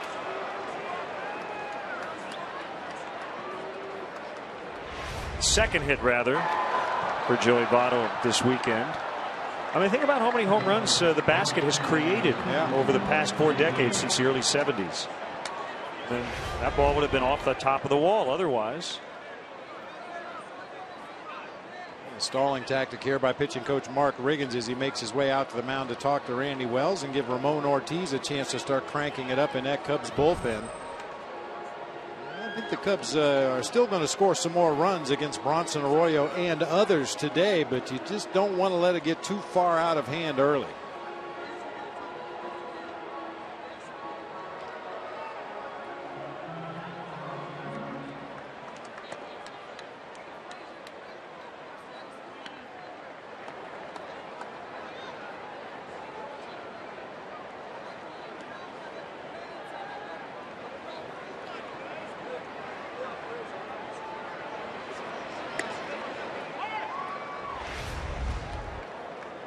Okay, gets his composure.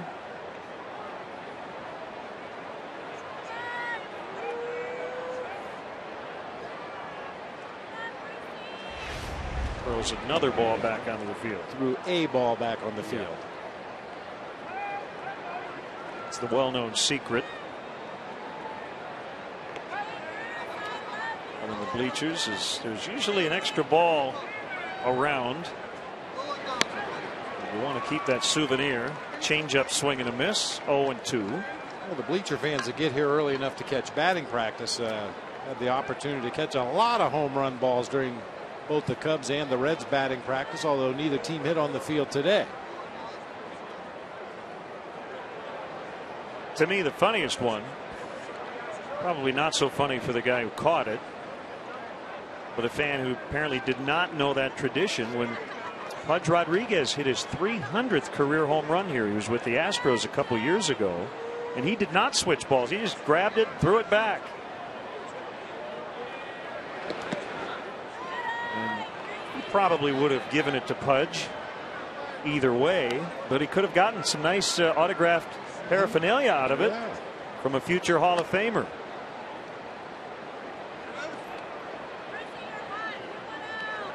And I remember in the aftermath, Pudge said that was the reason he wanted to hit his 300th at Wrigley, because he knew the fans threw the ball back. And as Bruce strikes out.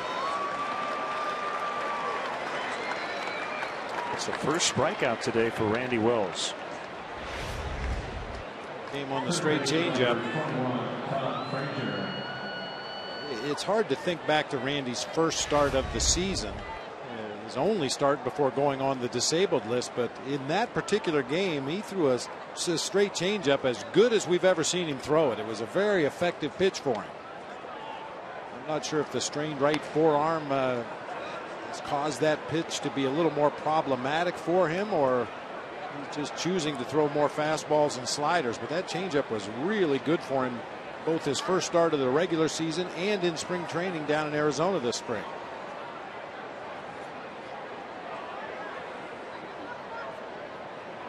Runner goes as Frazier expands the strike zone on the hit and run and hits it foul.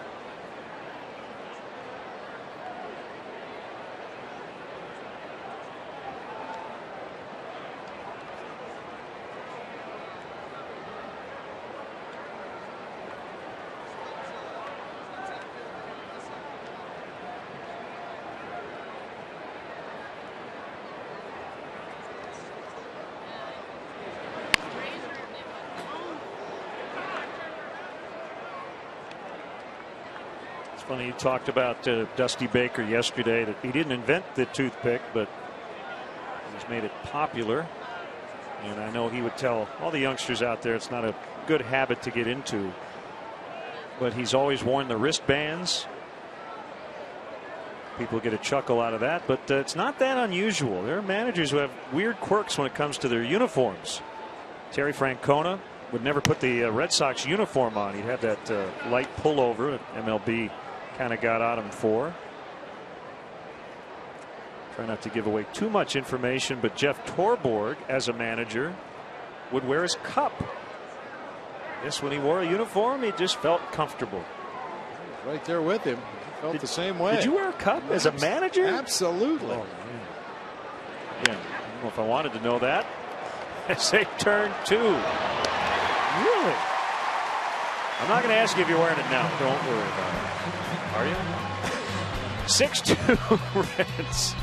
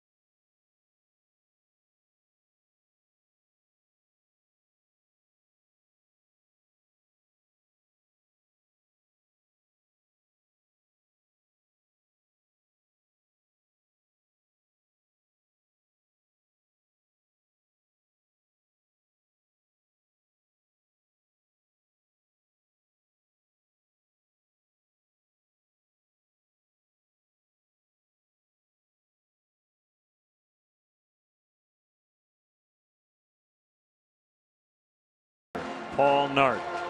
Tom Farinella from the umpire's room coming out with some cold towels to try to keep him cool.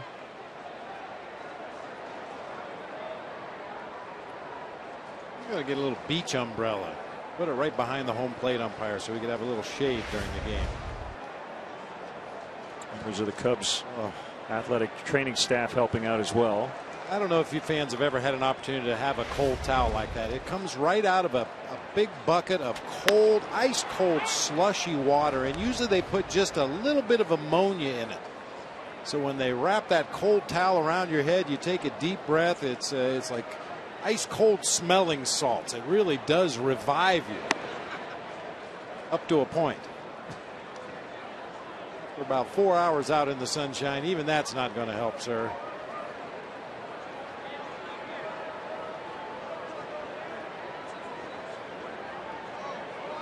Castro's fly deep to the warning track in right and hit a home run to center.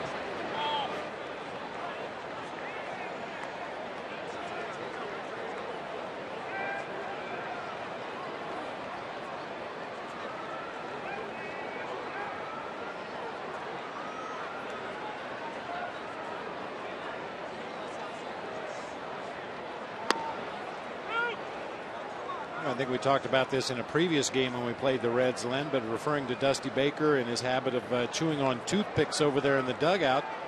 He had a bobblehead doll for Dusty at Riverfront or Great American Ballpark in Cincinnati, and it actually had a little toothpick cup on the front of the bobblehead doll.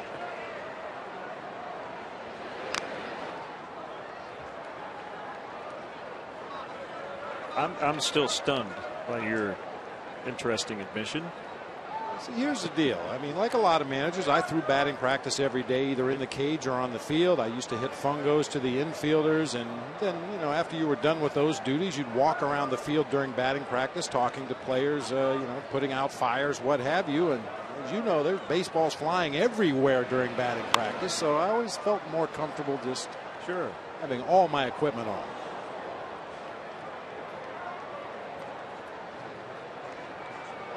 I understand. It's kind of like wearing a seatbelt.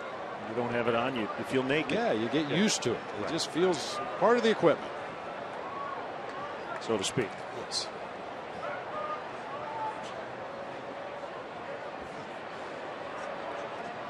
Two. Castro drills it to left. Sapelt on the move again. Don't hit it to left. What a difference a day makes. You know, once again, not to pick on Yonder Alonso because he's not a left fielder, but there have been a couple balls already hit in this game that would have been down for extra bases had Alonso been in left field, or Johnny Gomes for that matter, recently traded away, but not today with Sapelt out there. And honestly, left field is usually the spot reserved for your weakest overall defender. And so when you are comparing guys like, let's say, Alfonso Soriano, you should compare him to other left fielders, not to Gold Glovers at other positions. There are very few full-time left fielders who win Gold Gloves. Alonso, by the way, did hit his first career home run yesterday, and at the plate in this series is 4 for 6. Swing and a miss on a changeup, 1-1 on Campana.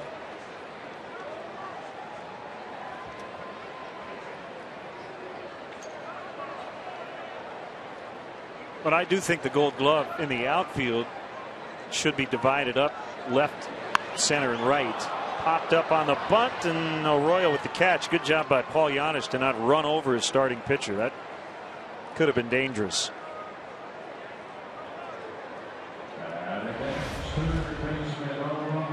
Bunt the top half of the baseball, make sure you get it on the ground. Unfortunately, Tony pops that one up, and Bronson Arroyo shows his range coming off the mound to get over there on the right side of the infield and make the catch. It looked like he was calling for it all the way.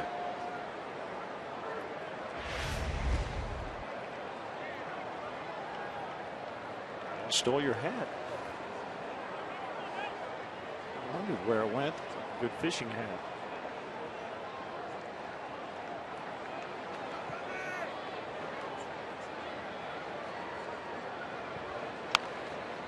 Another pop up. Giannis will take this one. And Arroyo has retired 7 in a row since the Bird RBI double. Reds lead today 6-2.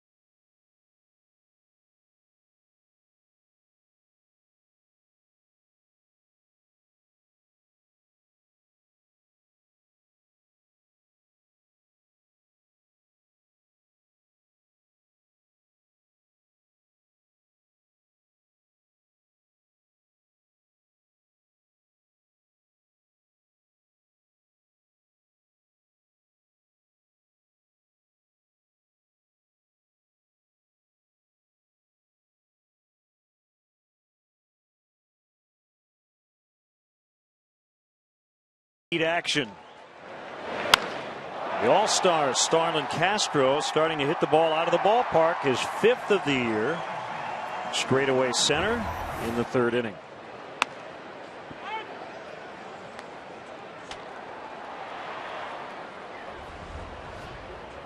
Stubbs has been more productive today out of the 6th spot than in that leadoff position to start this series. As he grounds to 3rd, it's fair and out at first. Nice play by Ramirez.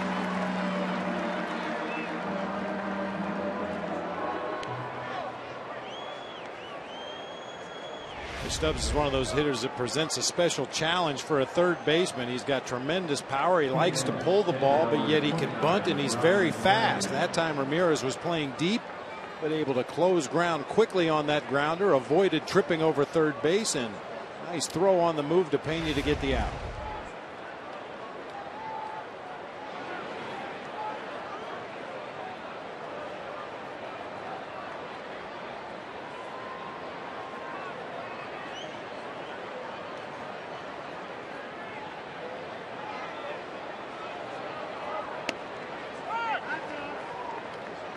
Called strike on Hannigan.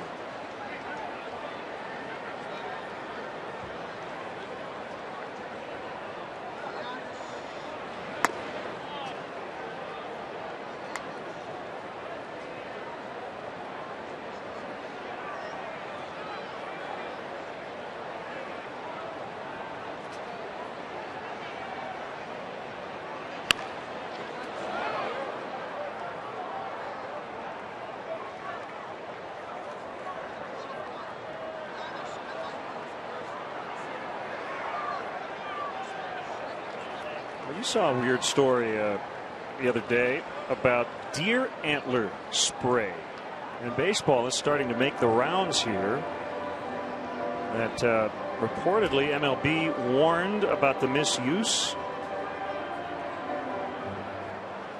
Can you explain what that is? As best as I can recollect of the story, it was some kind of a spray that was made from ground up deer antlers, and supposedly it mimicked insulin growth hormone in the human body. And as you might imagine, deer antlers are not yet on the banned list, so there was a report out there that some major league players are using this deer antler spray. According to Paul White of USA Today, as Hannigan grounds out, it can be detected in a blood test, but that's not part of baseball's testing program at the moment.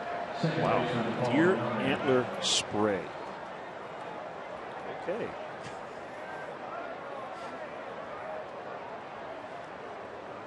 It's a serious topic, but it kind of reminds you of the Saturday Night Live sketch, the all drug Olympics. Yeah.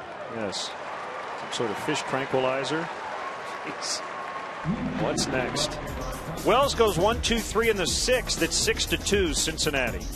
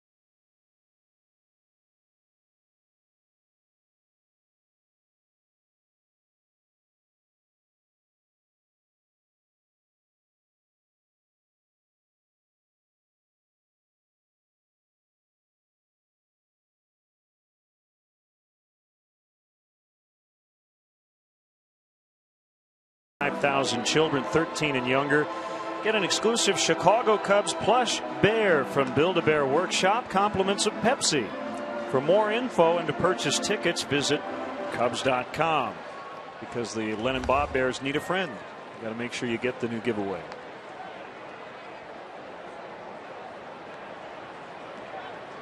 Pena, Bird, and DeWitt against Bronson Arroyo.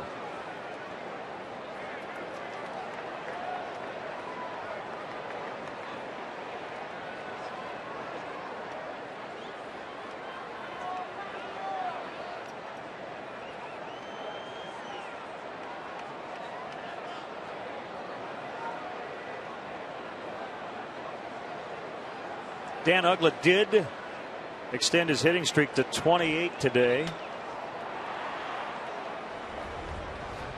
Braves and Mets are 5-5 in the bottom of the 8th.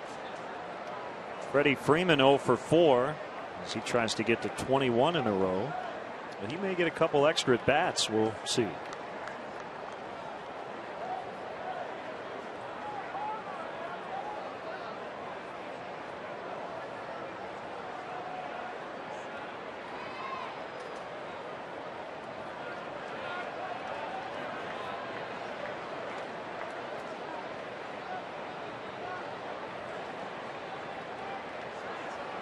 Arroyo's 0-1.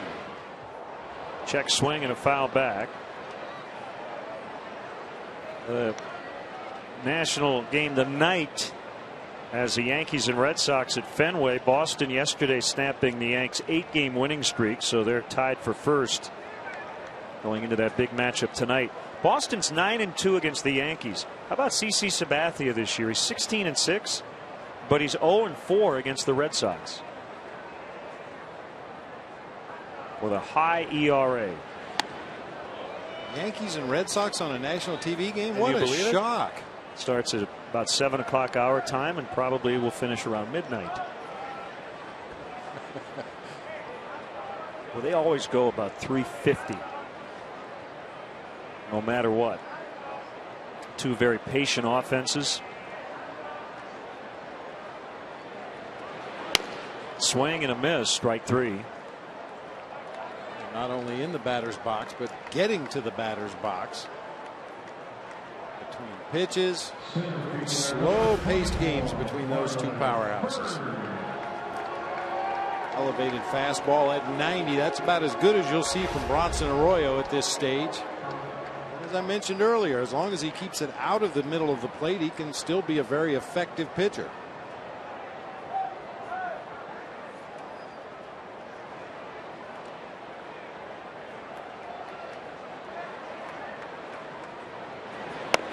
Bird is 2 for 2.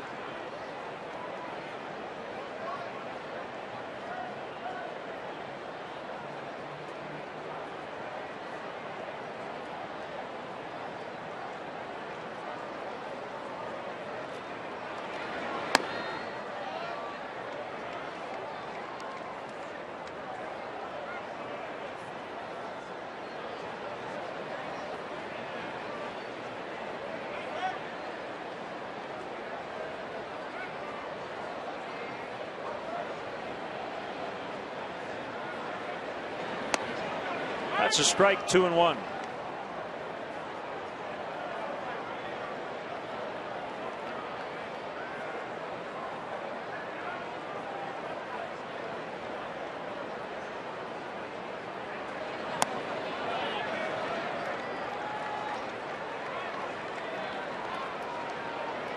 Bronson Arroyo threw a fastball down over the heart of the plate on a 2-0 count. See if he's willing to come back with another fastball in a good hitter's count. It's like they're going away with a heater. Bit of a cutter that time at 79. That's what I was talking about earlier. Just because it's a fastball count doesn't mean you're going to get a 90-mile-an-hour fastball. You may get an 82-mile-an-hour heater, or in that case a 79-mile-an-hour cutter. 3-2 curve drops low and outside for ball 4. And thinking back, that's something that in his time here in Chicago, Ted Lilly was really good at. There were a lot of games when the first pitch of the ball game would be a fastball at 79, right down the middle of the plate. Players call it a batting practice fastball. But then over the course of the game, Ted would mix it up, throw some in the low 90s, a bunch in the high 80s, a few in the low 80s, but just the idea being just never let the hitter square it up. He's always going to be a little out in front or a little behind.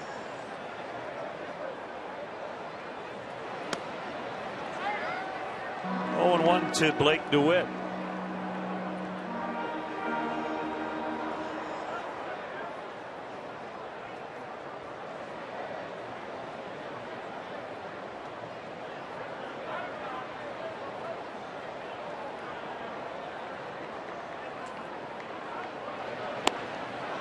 They couldn't hold up. 0-2.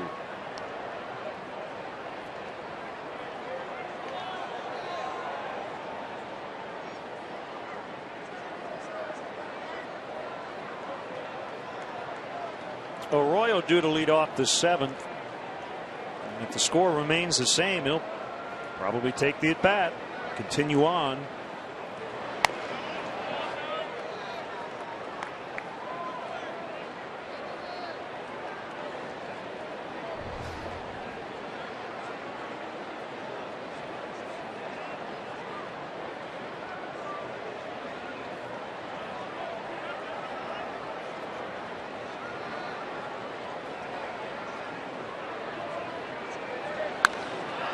Blake DeWitt to deep right, near the pole, gone! A 2-run homer to make it 6-4.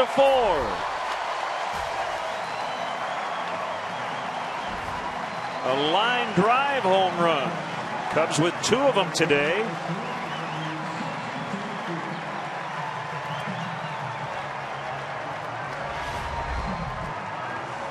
We said it was going to be that kind of a day. Our HP touchpad home run replay. Blake DeWitt getting a pitch from the middle of the plate in and turned on it. 4th home run of the season. A line drive into the family section in right field.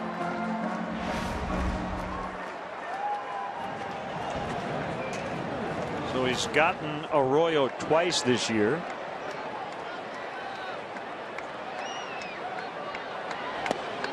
And with that, some action in the Reds bullpen.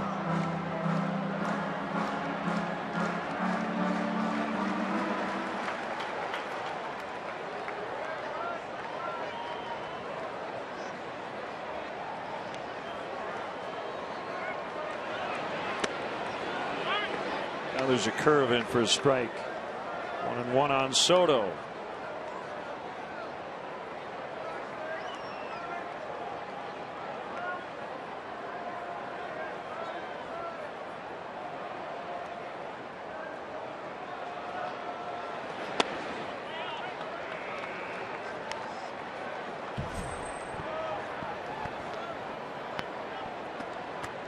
Andrusic the righty, Bray is the lefty.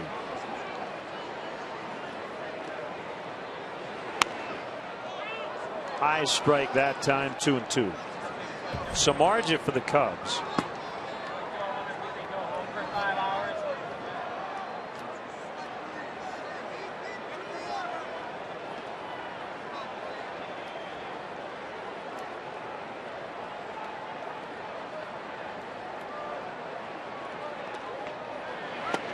Swing and a miss. That was a changeup.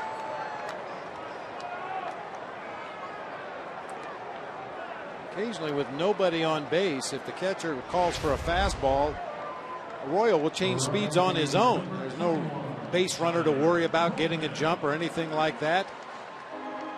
He's definitely straight at 76 miles per hour. Gets Gio way out in front for a swinging strike 3.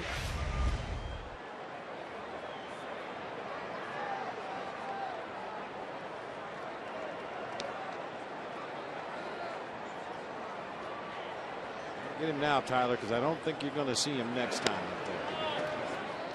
Given his history this season and his split numbers, I think this is probably going to do it for Arroyo. Dusty Baker wants to ideally get him out of there with a chance to win a ball game. It's been a rough year for their veteran right-hander, and anytime you can pull that plug with a lead, go to the bullpen that's been pretty good for the most part this year, I think this is probably going to do it for Arroyo.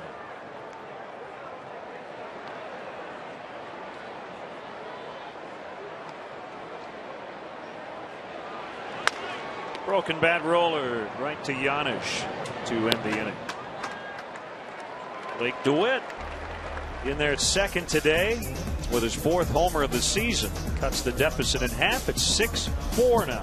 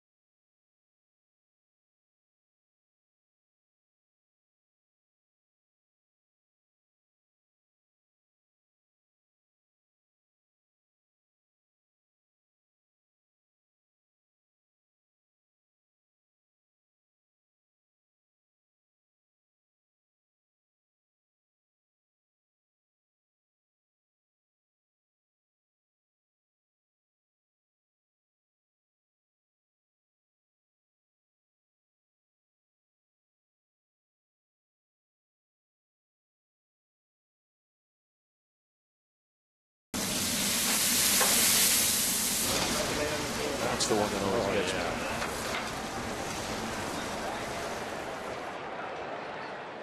Well, we're waiting to see who is going to lead off the 7th for the Reds. Mike Quade hoping he can get one more inning out of Randy Wells, but he's got 2 guys up in case. And it's going to be Fred Lewis to bat for Arroyo. Ladies and gentlemen, pitching for Cincinnati, number 15, Fred Lewis.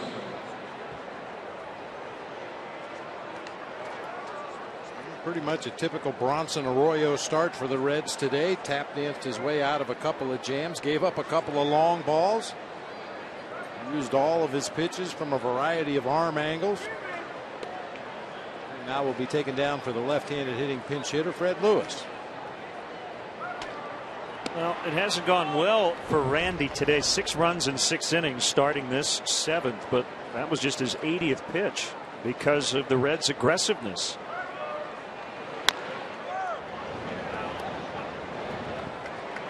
Pena will step on first, 1 away.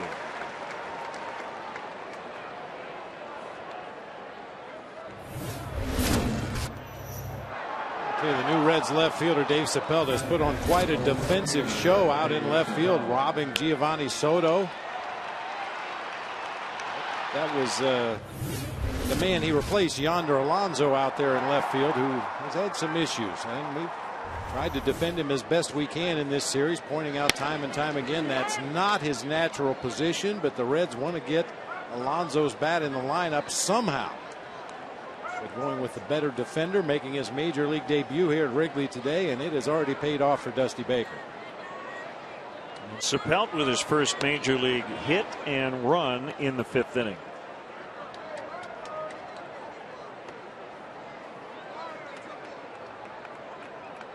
By the way, Alonso tweaked his ankle when he stepped on a sprinkler head going after one of those fly balls yesterday. And I guess he can pinch hit.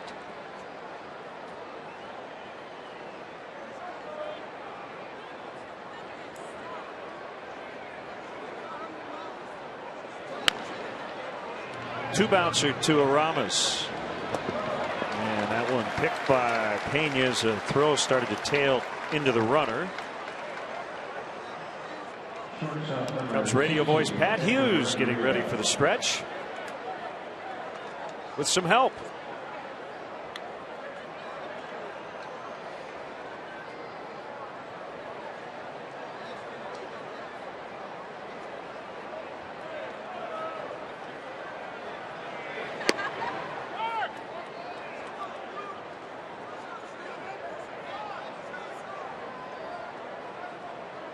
Renteria with a 2-run homer in the 5th. Inside, 1-1.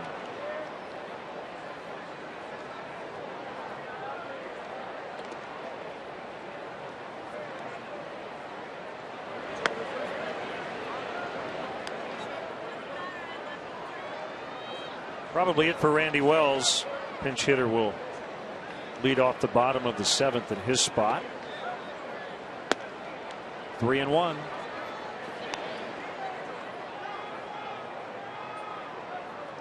Well, I knew it wouldn't take long, Len. Just got a text message from Glendon Rush, said that number 61 for the Reds is the best hitter he ever faced. Oh yeah. I knew we would hear from Glendon at some point.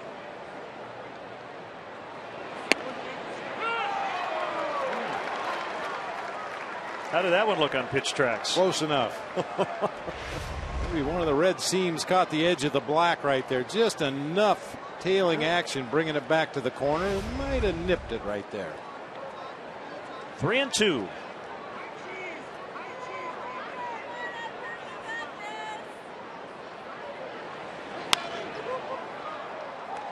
Campana underneath. Here comes Pat Hughes. Today's guest conductor for Take Me Out to the Ball Game, WGN Radio's voice of the Cubs, Pat Hughes.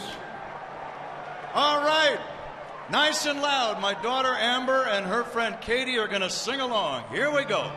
1, 2, 3. Take me out to the ball game. Take me out to the crowd. Buy me some peanuts and cracker jacks. I don't care if I ever get back. Who is root? Root for the Cubs. If they don't win, it's a shame.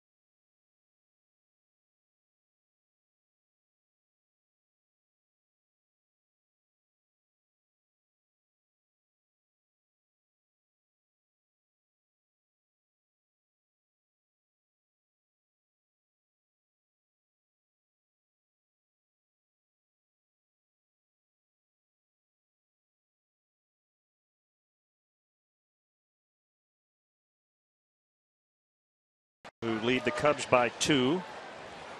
And great to have with us a radio voice of the Chicago Cubs in his 16th year here on the North Side, Pat Hughes. Hi, Pat. Len, hi. How are you doing? Doing all right. Bob, it's been nice a fun to week. see you. Good to see you, Patrick.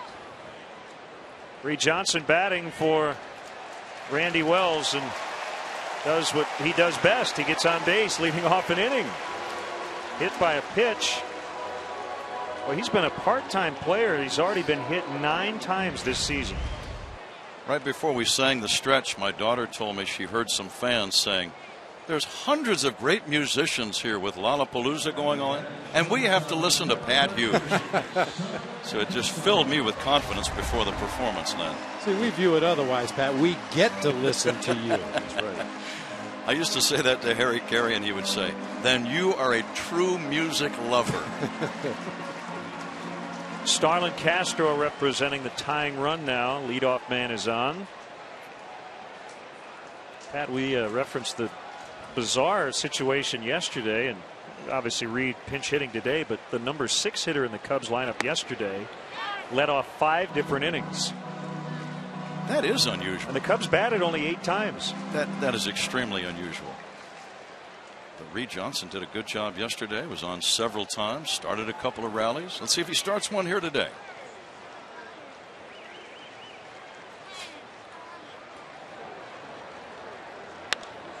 A floater out into right, and it's going to drop, and Johnson with a good read on it will end up at third.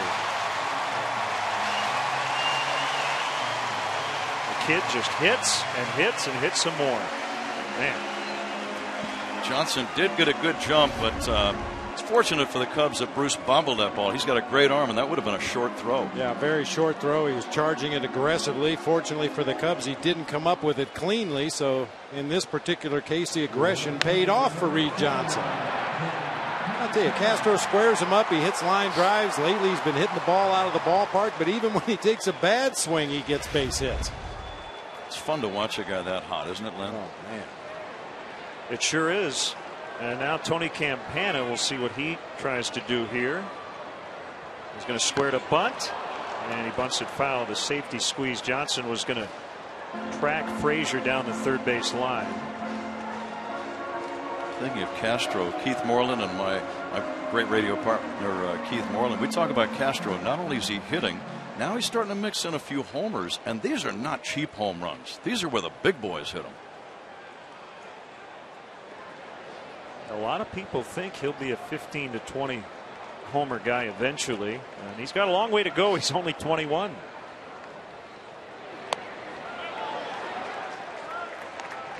One ball, one strike. Been a tough year, Pat, but as we said, this has been a fun week. And this ballpark's been electric all weekend. What great support. The fans almost, over 39,000 today. Almost 2.2 million now, with still about 22 or 23 home dates remaining. Remarkable support.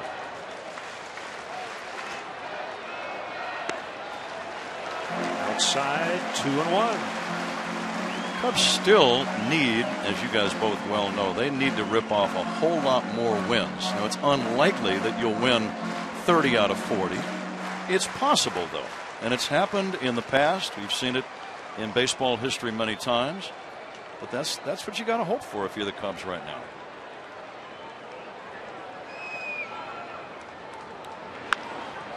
Old foul.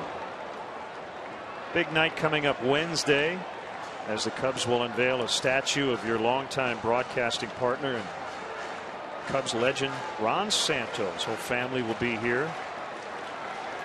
And we know Ronnie will be here in spirit, as he is every day. Can you imagine what that would have meant to him, though, to have a statue in his likeness built here in this place that he loved more than any place on earth?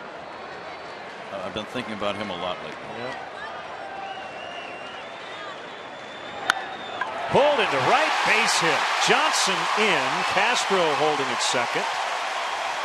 6-5.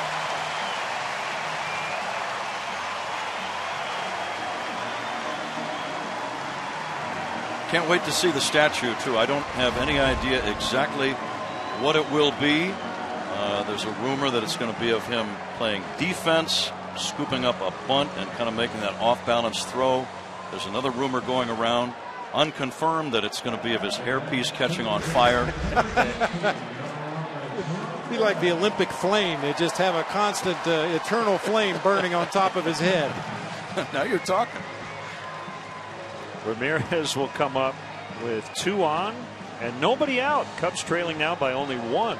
Interesting decision there by Mike Quade to take the bunt off and let Tony Campana swing away, and Tony made it look like a good move that time, finding the hole in the right side of the infield. I tell you, for a lot of this season, these were situations the Cubs would get 2 guys out with nobody out, and it would almost worry you because of their lack of ability to get those guys in.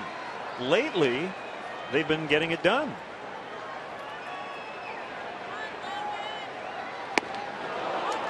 Awkward swing on the first pitch. He's always ready for that first pitch, though, isn't he?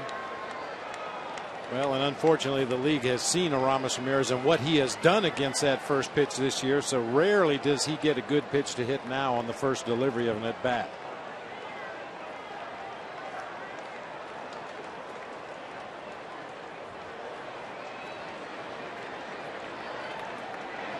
Outside.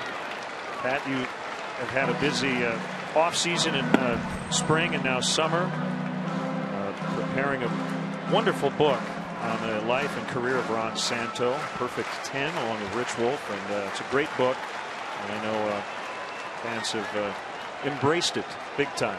Well, then you have a chapter in the book, so does Bob. Going to try to turn 2, they get 1, and Campana taking out Giannis. They do get the out as Giannis dropped the ball on the exchange. And Tony Campana has become a folk hero this weekend here at Wrigley. He's a hustler.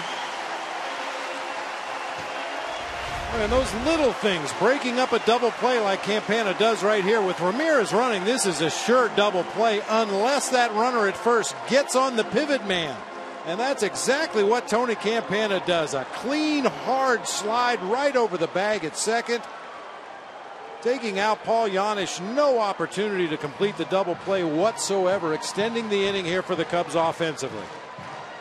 Pat, can you hang for a couple more minutes? Sure.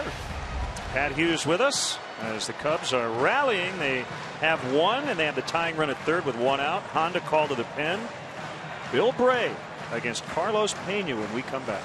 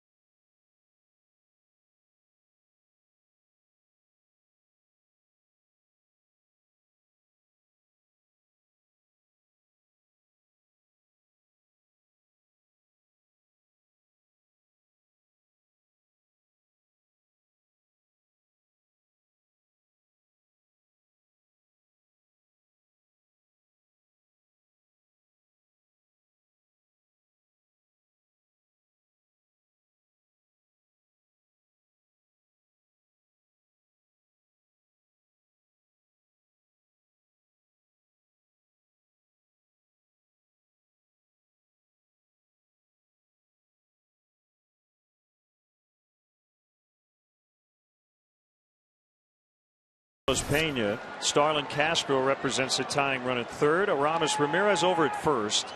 1 out, and Pena just got a piece of it. That's foul. Pat Hughes is with us here in the bottom of the 7th.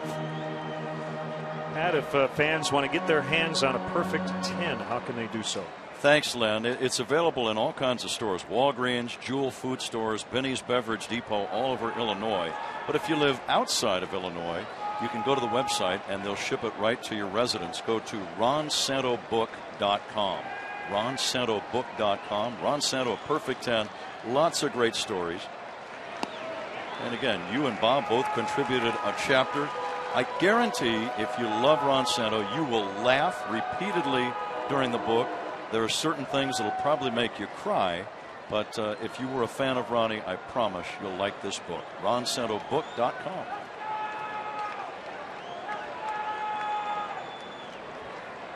One and one to Pena.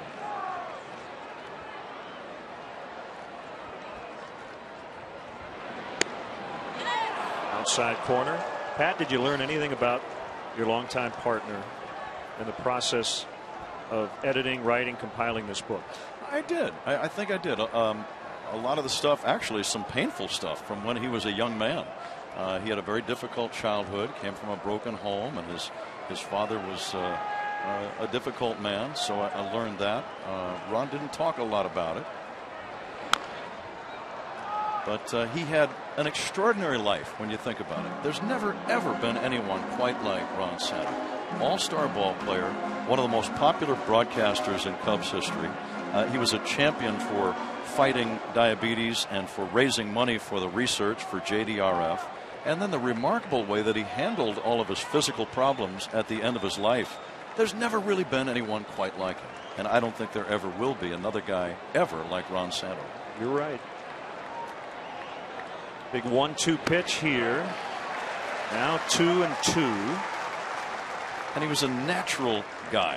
I don't think he sat around and planned things out. I think he just showed up. He got involved with energy, with humor, loved to tease people, loved when you teased him right back, and he wanted to help other people. You know, so he really was a big-hearted guy, and in his own way a very complicated man. Had that hair-trigger temper that you never knew was going to spring. Got him. Fastball freezes Pena on the outside corner. We'll see if Dusty goes to a righty here with Marlon Byrd coming up. Let's see where this fastball was. Pitch tracks had it a little outside. Dusty will head out. He has Nick Massett available. I thank you guys for having me. Len and Bob, enjoy the rest of the day. Let's see if the Cubs can make it 8 in a row. Pat, always enjoy listening to you. Very good. Thanks for stopping by. Thanks, Len. Very okay. good. Thanks, Bob. Thank you, Pat. Okay. That's Pat Hughes. It's a Honda call to the pen. We'll be back.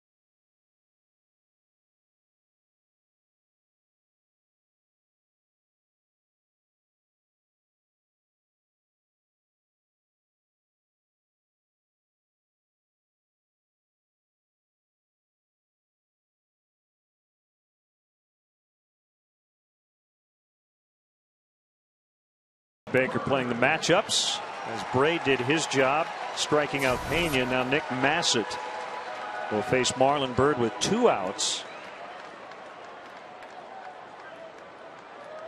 Runners still at first and third. Saw Massett in the ball game for a clean 1-2-3 inning yesterday, including facing Marlon Byrd. Got him to tap back to the mound for a 1-3.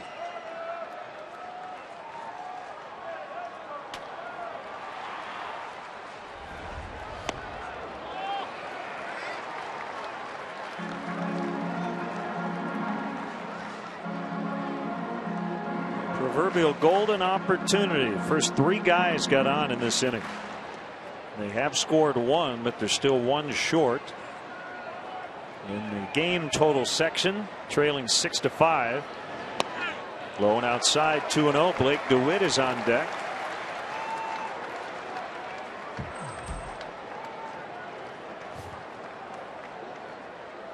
No Aroldis Chapman in the bullpen. I think Dusty's saving him for the 8th. But you have Blake DeWitt on deck. Now, even if he did have Chapman up, Mike Quaddy could go with Jeff Baker or Darwin Barney. So it looks like it's going to be Massett's inning from here on out. The 2-0, the strike.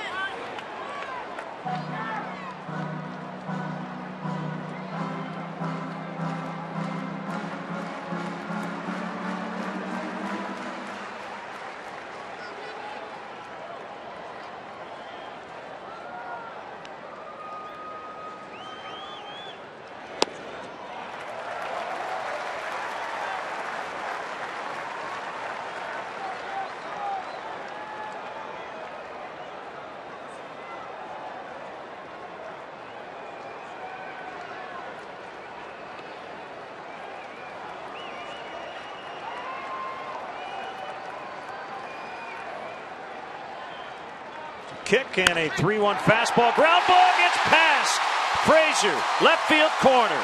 Castro scores. Ramirez is going to be sent by Ivan De Jesus as the ball is lodged in the vines. And Sapelt, I don't believe, reached in. Now, we lose him in the corner. If he reached in, everybody will end up scoring. In fact, Marlon Byrd came around and crossed the plate. But this will keep the game tied. And a lot of times, an inexperienced outfielder in this ballpark will make the mistake of reaching in.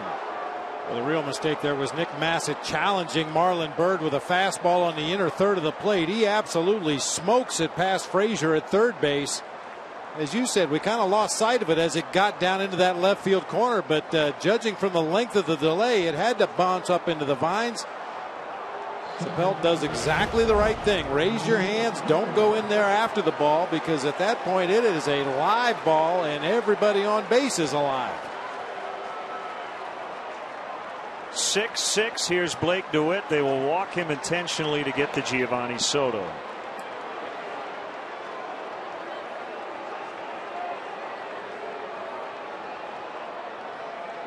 That potentially could be a game-saving play by Sapelt to not go after that ball.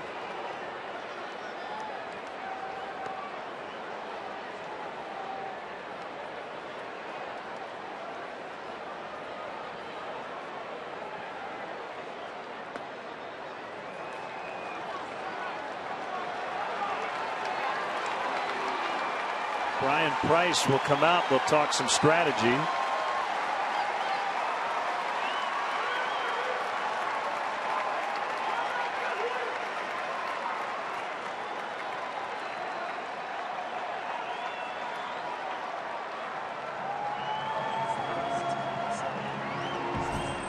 Sean Marshall in the 8th. And Giovanni Soto 2 for a lifetime against the Reds right-hander Nick Massett, including a double. Oh, for that big 2-out base hit right here.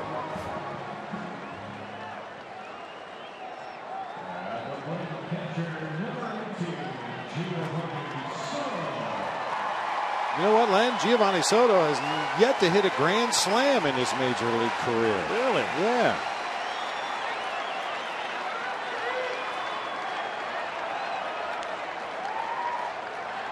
Bases loaded, 2 outs, and it kicks away from Hannigan. And the Cubs take the lead. Ramirez is in.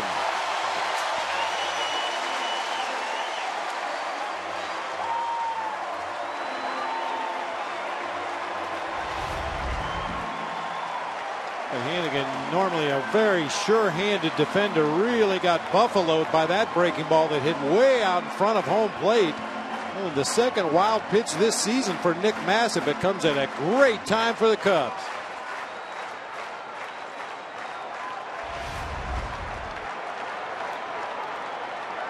A 3-run seventh to take a 7-6 edge. Swing and a miss. 1-1. Chapman is up now, but the Reds have relinquished the lead. All these runs charged to Andrusik.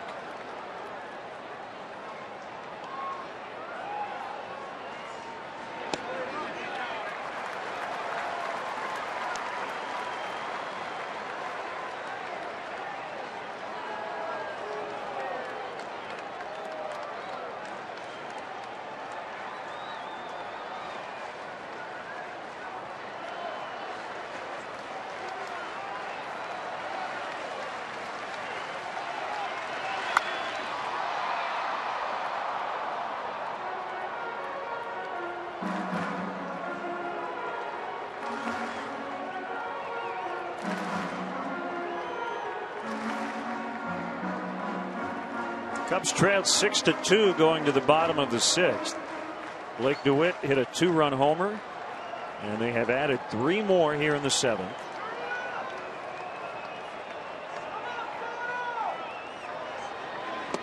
And Soto strikes out, but the Cubs have the lead once again, 7-6, as they look for their 8th in a row.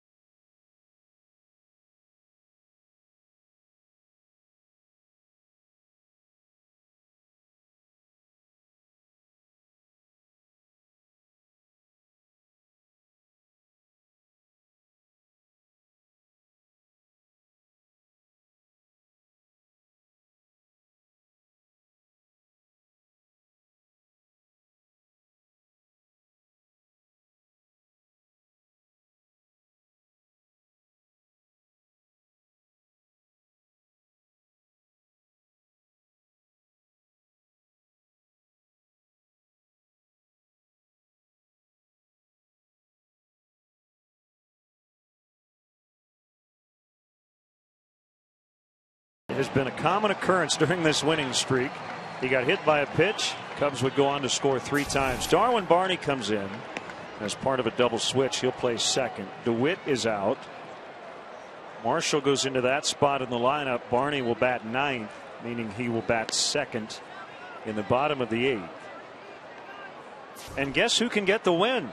Randy Wells, who completed 7 innings for the first time this season. So even though he allowed 6 runs, he now qualifies for the victory.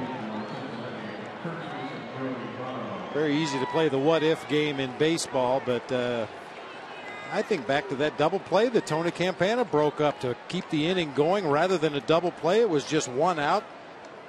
Carlos Pena came up and struck out looking, which would have ended the inning, but because Tony was able to break up that double play, sent 3 more hitters to the plate in that inning and managed to push across the go-ahead run.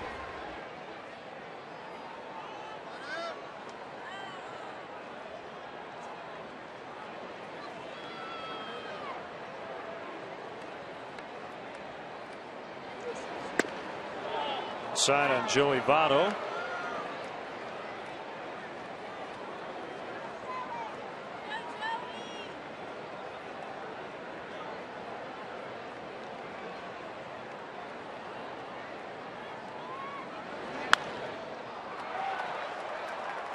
pop up out into short center. Castro, and it's going to drop.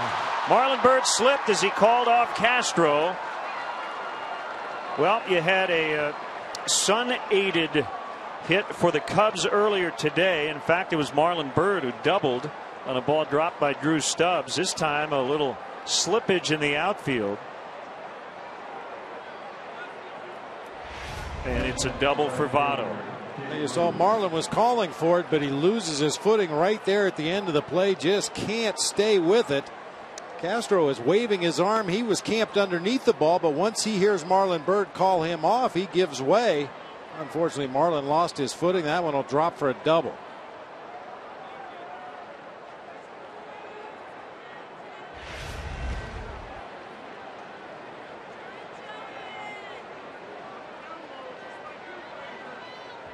Tying run at second, nobody out, and Jay Bruce takes a strike.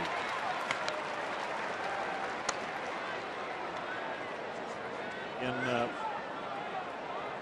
some of the slippery nature of the outfield may be due to the Paul McCartney concert. Browns crew did everything possible to get this field ready for this homestand, and I don't think we had seen any other issues out there. And remember, we did take some rain earlier today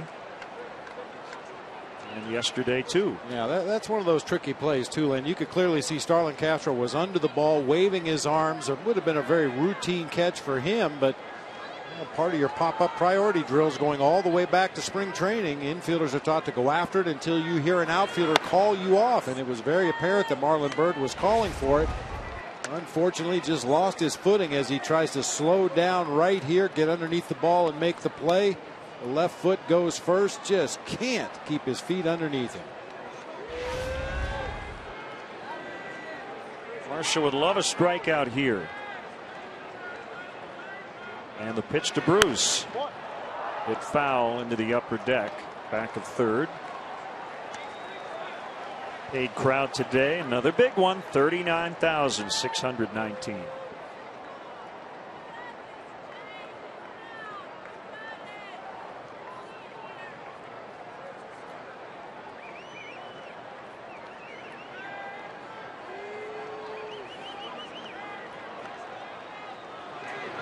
Swing and a miss, a big one for Marshall.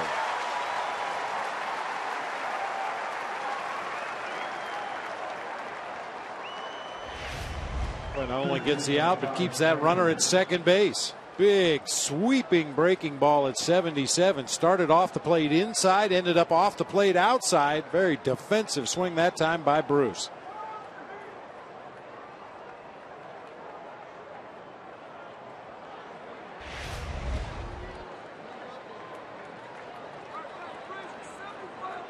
Frazier 1 for 3 with a home run.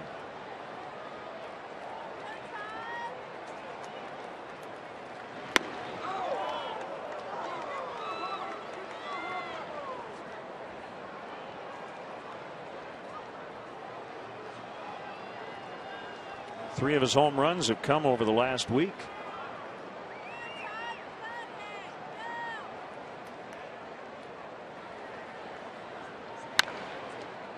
It's going to be foul.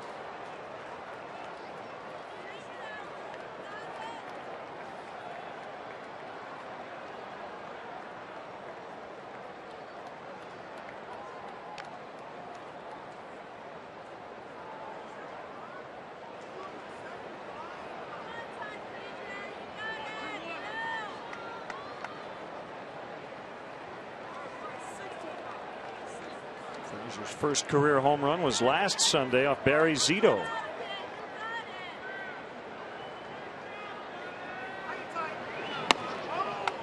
Fastball missed, 2-1. 4 days ago, he homered off Jordan Lyles in Houston, and today against Randy Wells.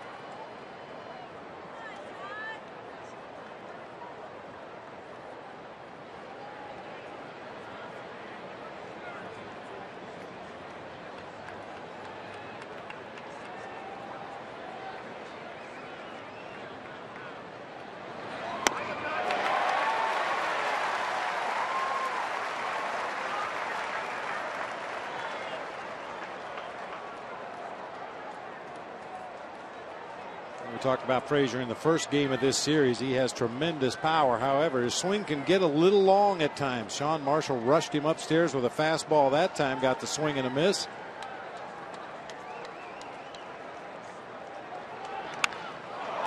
Left field in trouble, and a tie game as Frazier knocks in Votto with the double. Throw back in actually hit Frazier, but deflected toward the mound. So it's 7-7. Third RBI for Frazier here today. Unless you bounce this breaking ball in the dirt, I don't really see an upside to throwing him an off-speed pitch. I just mentioned he's got a slow swing. That off-speed breaking ball, especially when it's in the strike zone, is right in the middle of his swing. Sean might have been better served trying to challenge him with another fastball up in the zone, but got his work cut out for him now.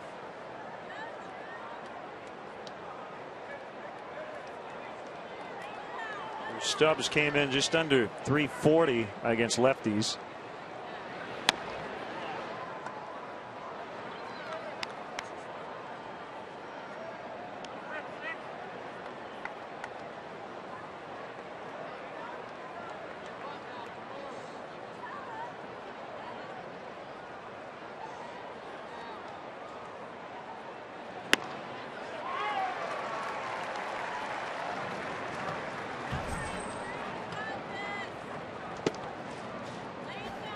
Mike Quaddy was unsure of whether he would use Carlos Marmol at all today. He was very busy earlier this week. He did not pitch yesterday. I think ideally he would like to give him one more day off with the night game tomorrow against the Nationals, but game situation here today could dictate otherwise.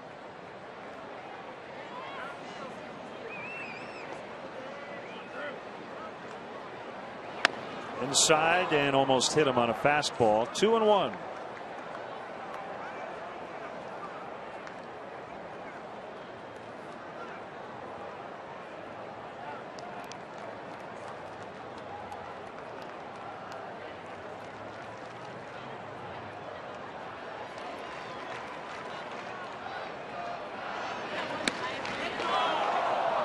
Looked pretty good. That looked real good. Backdoor breaking ball. See how that right-handed hitter just quits on that pitch. Looks like it might have caught that outside corner ever so slightly. Just the trajectory of that pitch. It starts over in that left-handed batter's box, and the natural reaction for a right-handed hitter is to say, well, that pitch is way off the plate. Nearly caught the corner.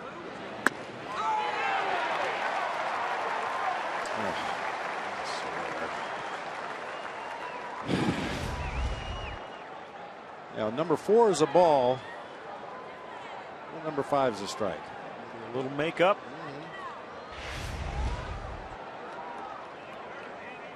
Well, we got to the same place. Let's put it that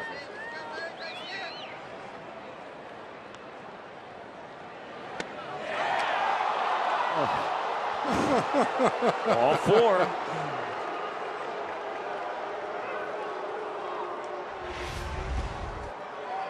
The mystery spot. We're quite sure if it's a ball or a strike. That was a good call. Yeah, I think it was off the plate.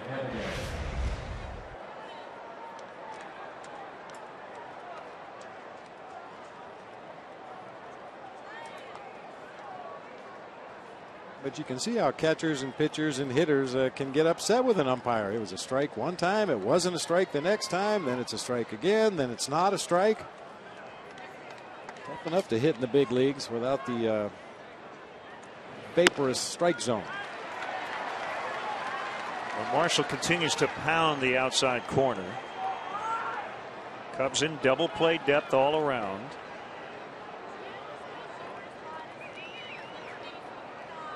A 7-7 tie here in the 8th.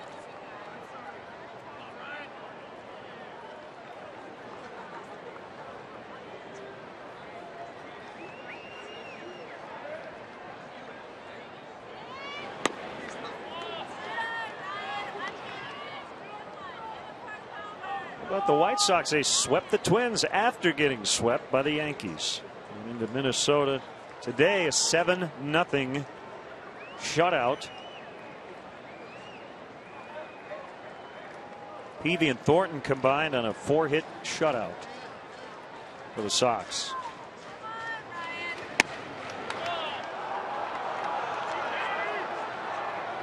Well, the man at the plate, Ryan Hannigan, is a guy that Dusty Baker loves to play hit and run with. I don't know if he would do it with runners at first and second, but Hannigan has proven over the last couple of years that he can handle that bat. He can find that hole on the right side of the infield.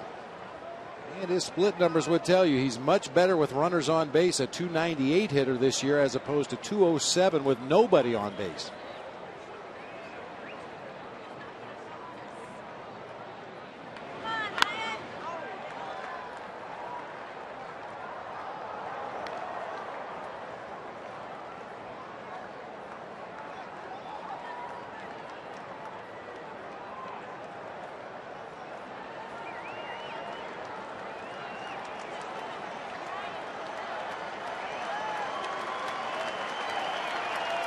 Paul Nart will sleep well tonight.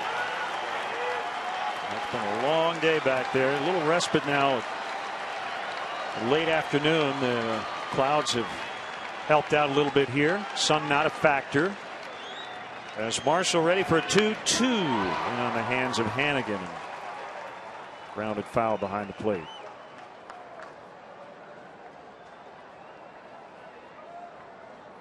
Starting pitchers, if they get to this point on a day like this, take a lot of time between pitches. Paul Nart kind of walking around, trying to keep up his energy here late.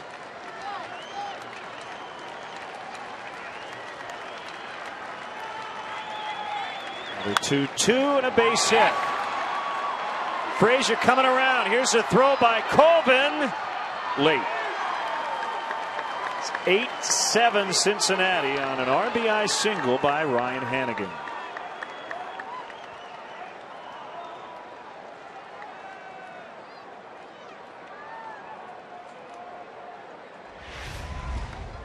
Joey Votto got a pretty good jump out there at second base. Hannigan doing what he does best, that inside out swing to right field. Colvin got to it quickly. Good throw. Just too big a jump at second base. On to call to the pen. It'll be Samardzija coming in to face Janusz. Roller coaster ride today at Wrigley. It's now 8-7 Cincy.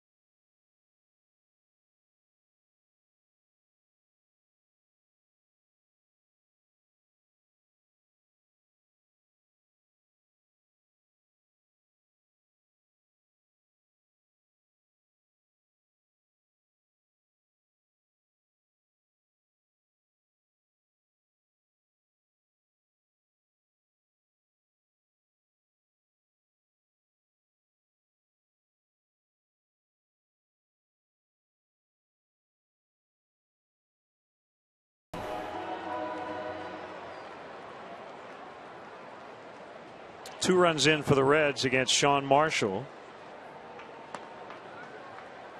And Paul Nart, the home plate umpire, took a knee during this pitching change. I mean, he is totally gassed. And it makes you wonder if he's going to be able to continue. We've noticed in the last couple of innings, whenever there was any kind of a delay on the field, whether between pitches or between innings, immediately took off his mask and the black hat that the umpires wear underneath the mask. He's trying to get some relief back there behind home plate. Well, he's going to try to continue. Ed Halber coming out.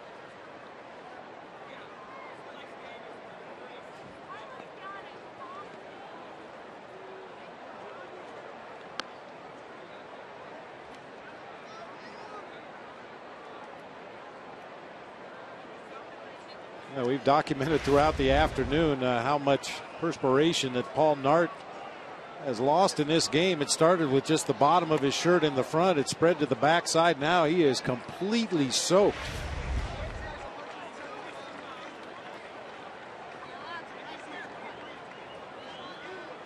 One of the base umpires, I'm not sure which, Doug Eddings, just ran into the umpire's room and maybe putting on the equipment. So here's Giannis with runners at first and third.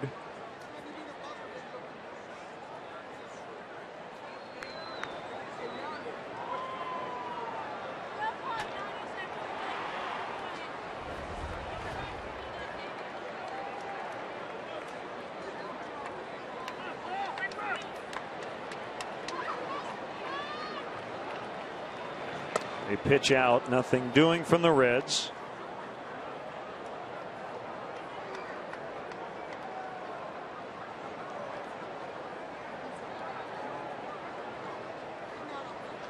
Paul Nart, by the way, appears to be in great shape, but remember Roy Halladay, who is notorious for being in incredible shape, had trouble with the heat and humidity here a few weeks ago.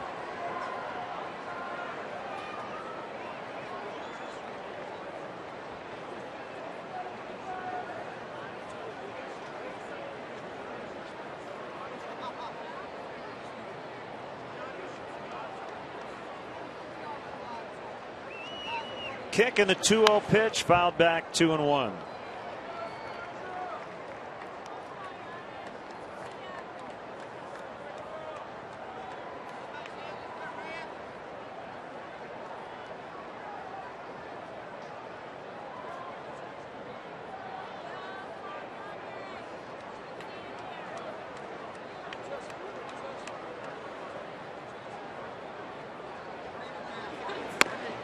Inside. Yonder Alonso has made his way out into the on-deck circle and would pinch hit. And then 9 spot in the line. I'm kind of surprised James Russell's not warming in the Cubs bullpen. Into a 1-run game late, you want to play those matchups, and really Dusty doesn't have a right-handed option to go to should you bring in a lefty to face Alonso. Brandon Phillips probably unavailable today. Miguel Cairo, a veteran situational hitter, but not a guy that really scares you that much. And then the backup catcher, Ramon Hernandez. All that's available off the bench today, of those 4, Alonso is the guy that you fear the most.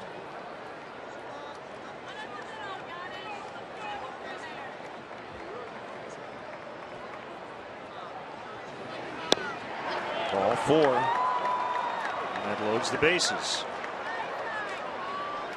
Now Jeff Samar has done a nice job against lefties this year, holding them to a .221 batting average, mostly because of that split-fingered fastball. Really good pitch for him against lefties.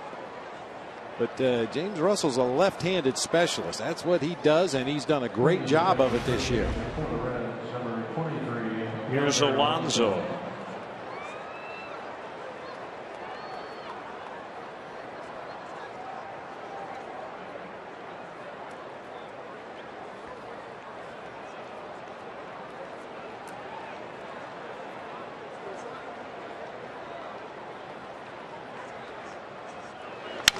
Broken bat ground ball.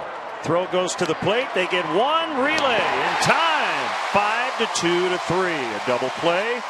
And that's the inning. They get 2, however, to retake the lead. 8-7 in the 8th.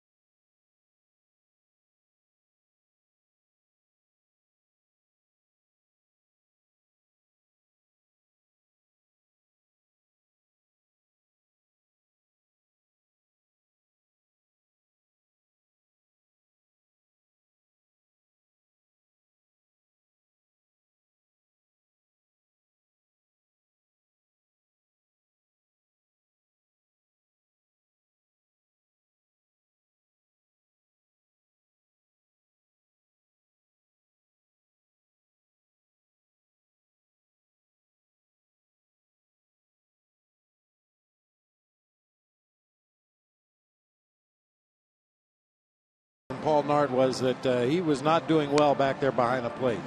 So Doug Eddings, who started this game at first base, is now behind the plate.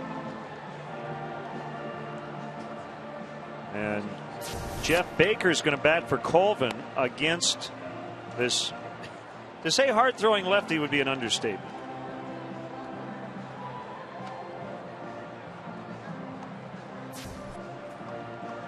Hey, know a newborn Cubs fan? The Newborn Fan Club is the perfect gift to showcase what it means to be a Cub for life. Receive a customized photo announcing the birth on the Wrigley Field marquee, a Cubs birth certificate, Cubs baby stocking cap, and a Cubs Rookie of the Year onesie. Perfect for parents and friends alike. Visit Cubs.com for more information and sign up today.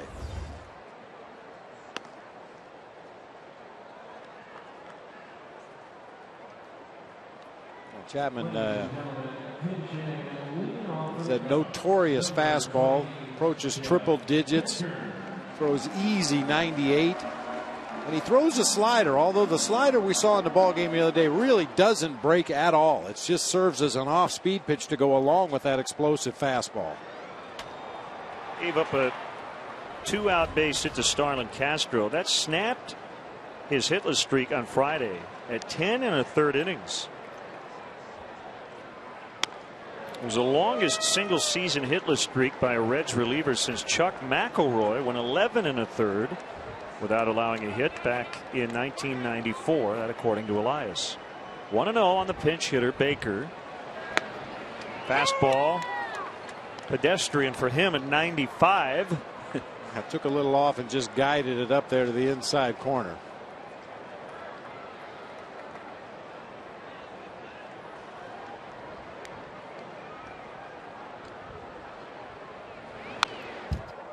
.98 that time.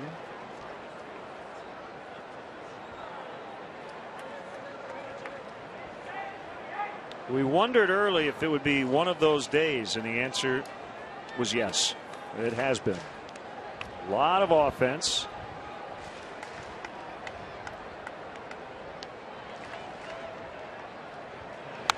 You really love to have the last at bat on a day like this. Wind continues to blow straight out to center field.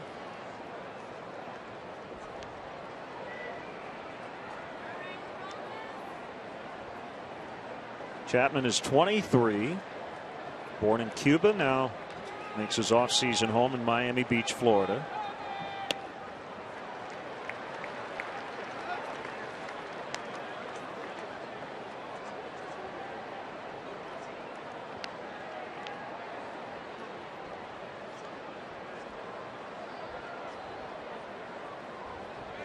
Top prospect in the Reds organization, according to Baseball America, going into the season.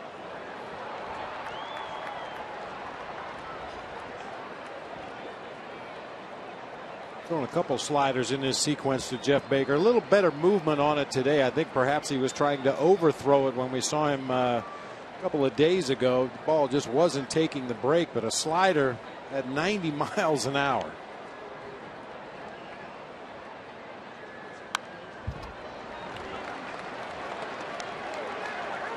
Reds are getting a little younger going into this season. Among the top 10 prospects in their chain, according to Baseball America, Yonder Alonso 4th on the list. Zach Cozart, who's on the DL, number 8. Todd Frazier, number 9, and Chapman, number 1. Full count, 101 on that fastball.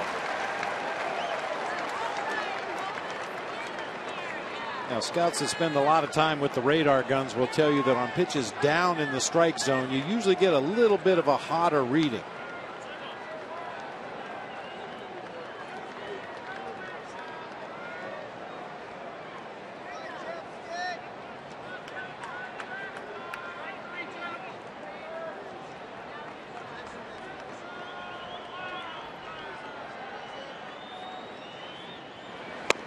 Swing and a miss.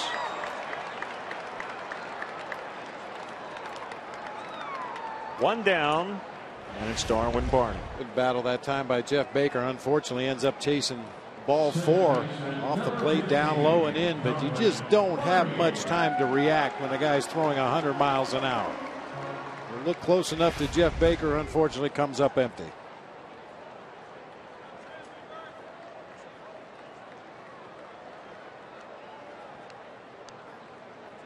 First at bat for Barney.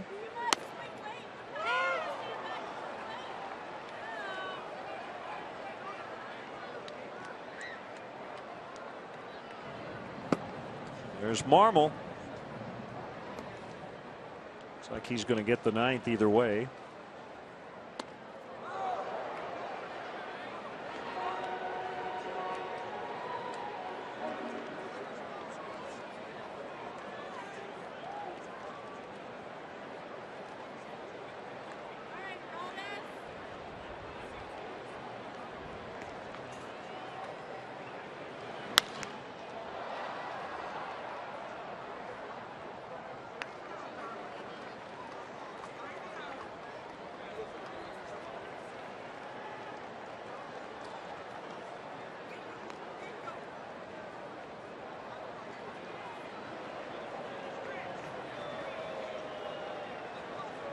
Nice to have a base runner when Starlin Castro makes his way to the plate. It's a matchup that we're going to see for years to come. Aroldis Chapman and Starlin Castro.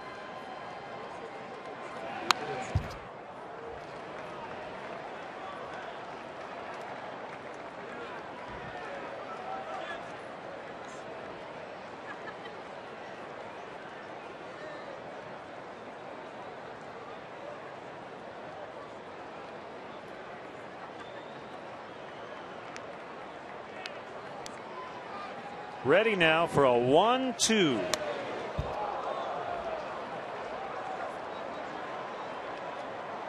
Well, you swing and miss on a 2-strike pitch. You better be ready to run. That 101 or 102 is in the dirt or high like that last one. Hannigan's going to have some trouble with it.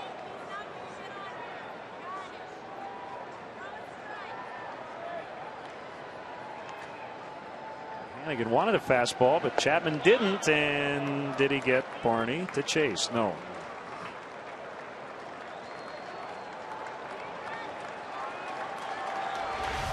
Yeah, the sliders we saw from Chapman his first appearance in this series, it just looked like a straight changeup. Had very little movement down and into a right-handed hitter, but much better breaking ball today.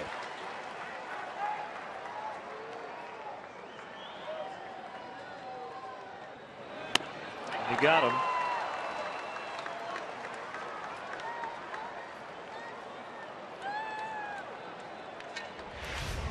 Almost like the slider's just a show me pitch. So give him something to think about, right? Give you something else to think about other than quick swinging on that big fastball that he features.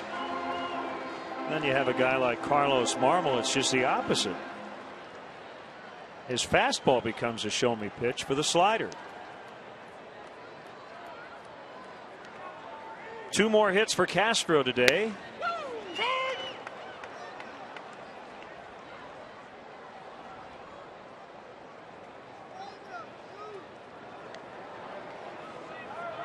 We certainly have become desensitized to a guy who throws this hard. I know you've talked in the past about seeing guys who threw 90 20, 30 years ago. That was a big deal. We've seen several guys in the majors throw 100. Chapman does it fairly consistently. And fairly easily. I mean, those fastballs that you see registering 97, 98, it looks like he's exerting no effort whatsoever. Ball just explodes out of his hand. Now, one of the issues with his fastball, and this is just about 60 feet 6 inches, you can't really throw a sinker when you throw 101. There's not enough time for the ball to sink. Well, the physics would tell you there's just not enough room between the mound and home plate for that ball to have any kind of a movement.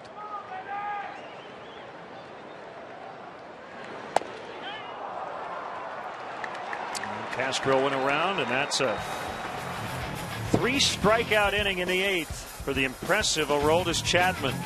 Reds lead by 1 to the 9th.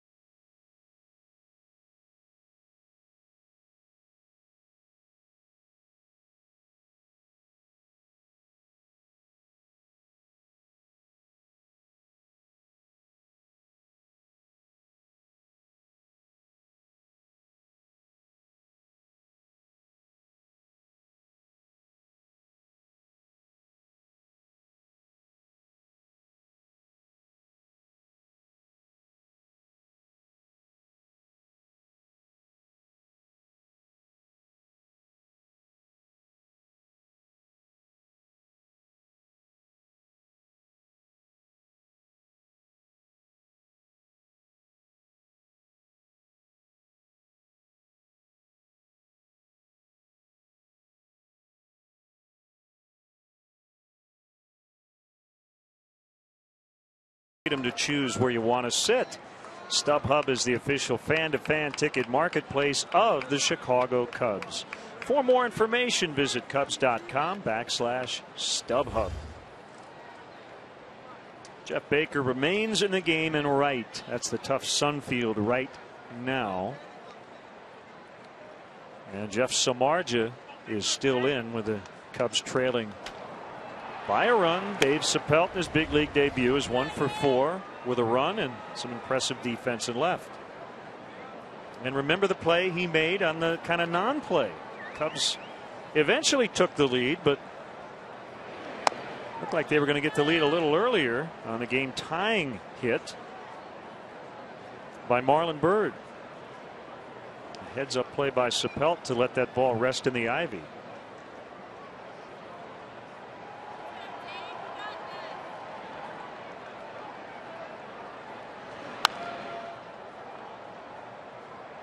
I think those are the types of plays that mentality is really hard to teach. You know, that baseball IQ. Yeah. I'm sure Sapelt got the Reader's Digest version of the ground rules here at Wrigley Field, but the one that he paid the most attention to was what to do if the ball goes in the ivy, and it paid off for the Reds today. 3-1.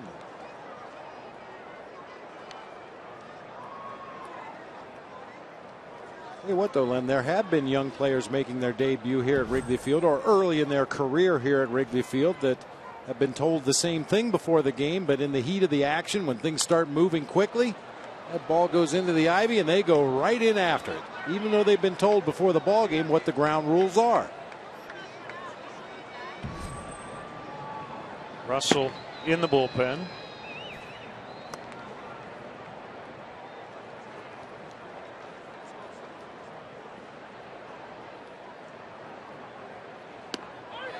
Got it. Called strike 3.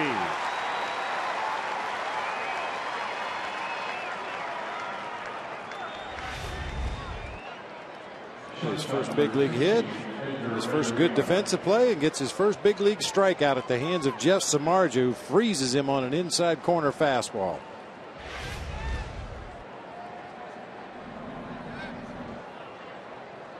Renteria.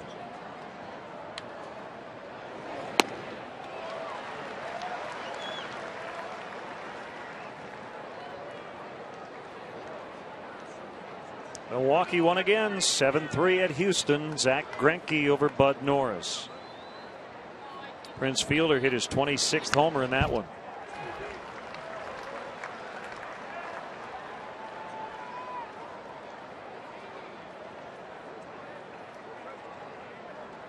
Yuniesky Betancourt's been pretty hot at the plate lately, and he had 3 hits. So did Mark Kotsay, who got the start in right.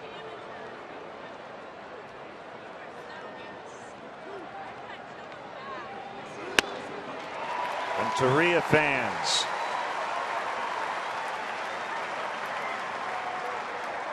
Well, the last 5 batters to come to the plate in this game have all struck out. 2 sliders to start the sequence, and then Jeff Samardzija, making like a right-handed version of Aroldis Chapman, just rears back and blows a 98-mile-an-hour heater past Renteria for strike 3. Votto with 2 outs. He's 2 for 4. Had the key double on a ball that was going to be caught by Marlon Byrd before he slipped on the turf in the outfield. That started the 2-run 8th. Kerry Wood now has joined James Russell.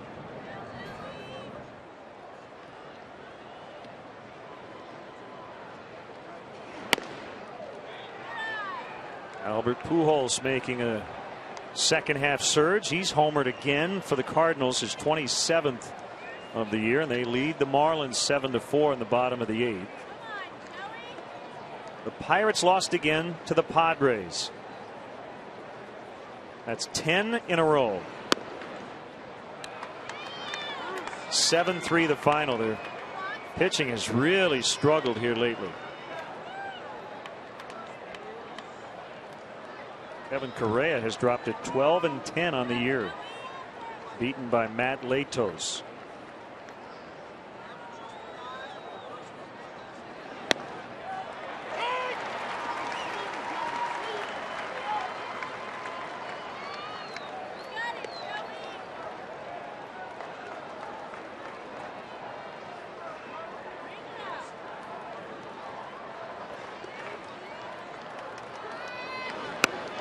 3-2.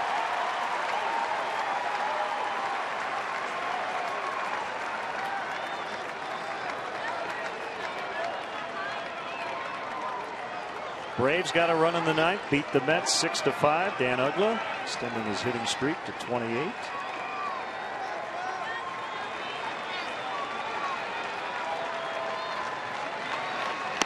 Swing and a miss. So Samardzija matches Chapman pitch for pitch. He strikes out the side. As they say, 1 to tie, 2 to win against Francisco Cordero.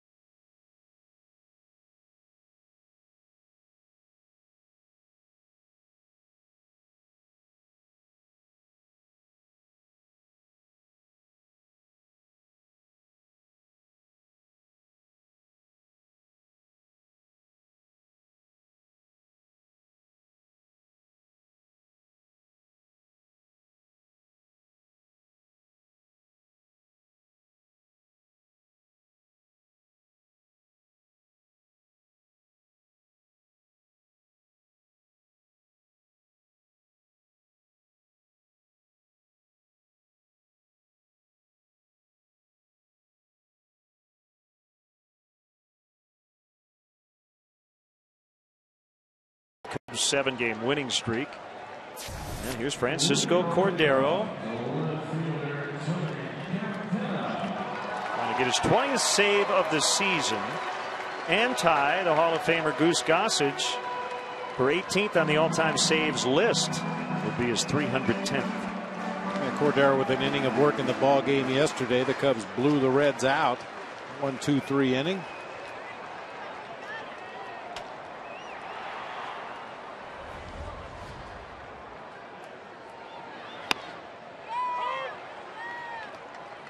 Getting this speedster on base would be big.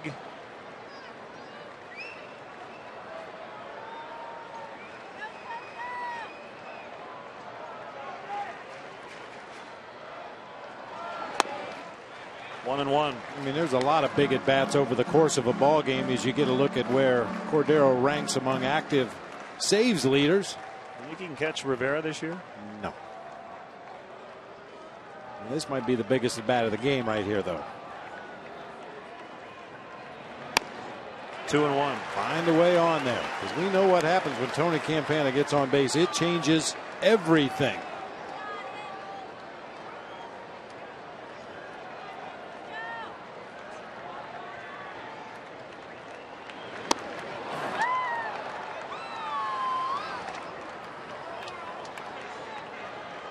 Ball 3 right there. Although, as we've mentioned, he wants to hit the ball on the ground. He's looking for something down there, middle of the thighs and lower. Try to stay on top of the ball. Just bang it down into the grass and take your chances.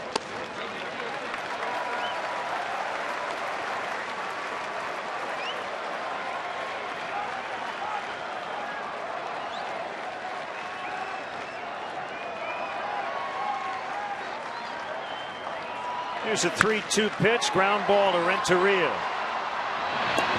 A little more sense of urgency from the veteran shortstop this time as he gets Campana by a half step. One away. And unfortunately hit right at Renteria. A step or two either direction. Once again, chance to leg it out, as it is a close play at first base.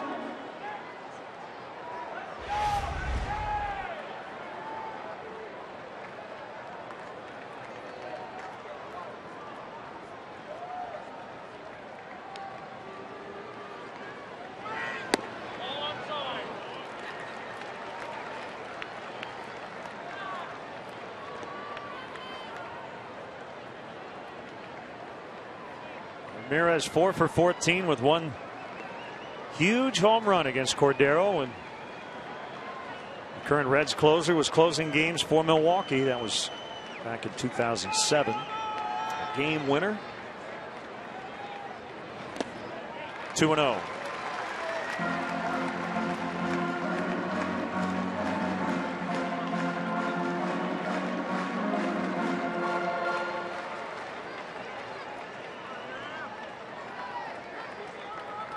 No real pinch running options here for Ramirez if he gets on. Swing and a miss. Yeah, it's one huge downside to putting Tony Campana in the starting lineup. You can't use him as a pinch runner where you see fit. The guys left, Coy Hill and Alfonso Soriano, and the Cubs don't have Jason Marquis anymore. Or Casey Coleman for that matter. Yeah, another option. A pop-up. And it's going to be Frazier's. Hannigan didn't know where it was. 2 outs. And it's up to Carlos Pena.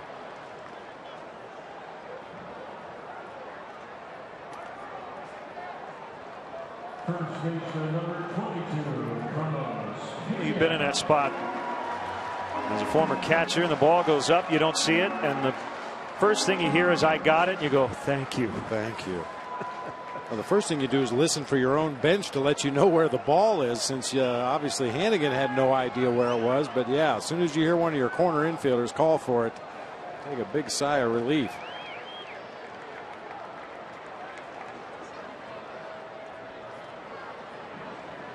Pena with a homer and 5 previous plate appearances against Cordero. And the pitch. Outside corner and a strike.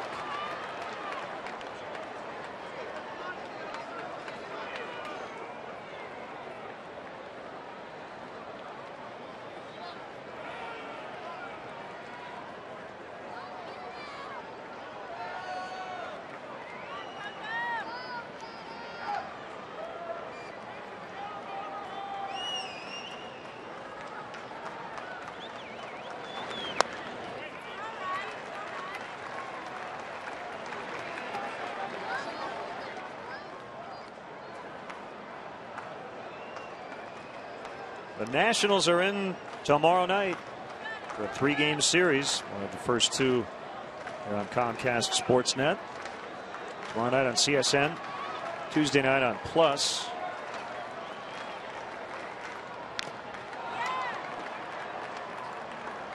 They're in Colorado this weekend. Nats and Rocks are 2-2 in the 8th. Actually, the Nationals just took the lead, 3-2.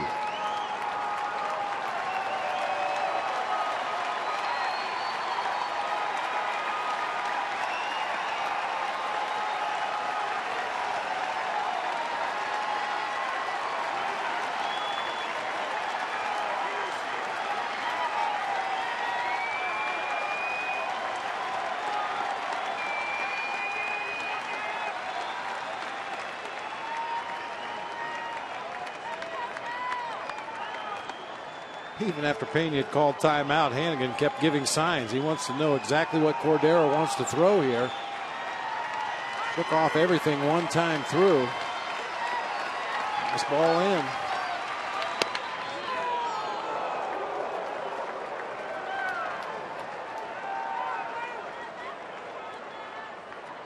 Possible threat of rain here late in the afternoon. As the Cubs try to keep themselves alive, trailing 8-7 in the bottom of the 9th.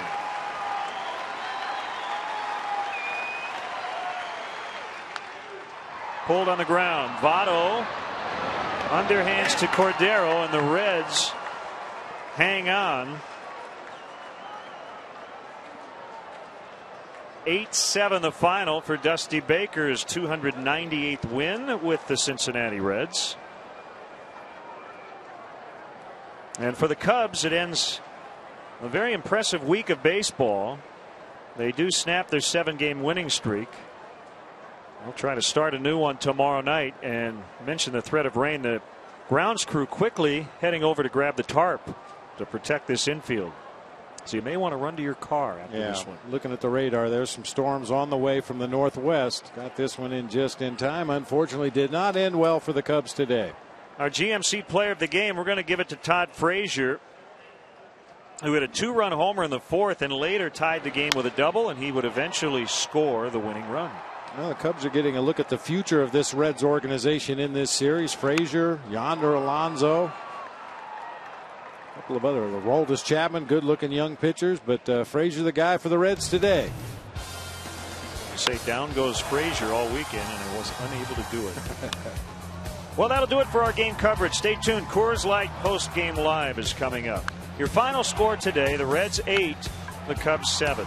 We're back with you tomorrow night as Matt Garza will go for the Cubs. Right-hander Chen-Ming Wong for the Nationals at 7 o'clock. In-game scoring provided by ScorePad and now for Bob, for Gail Fisher, and our entire crew. Len Casper sending it over to Cap and Holly in our downtown Chicago studios.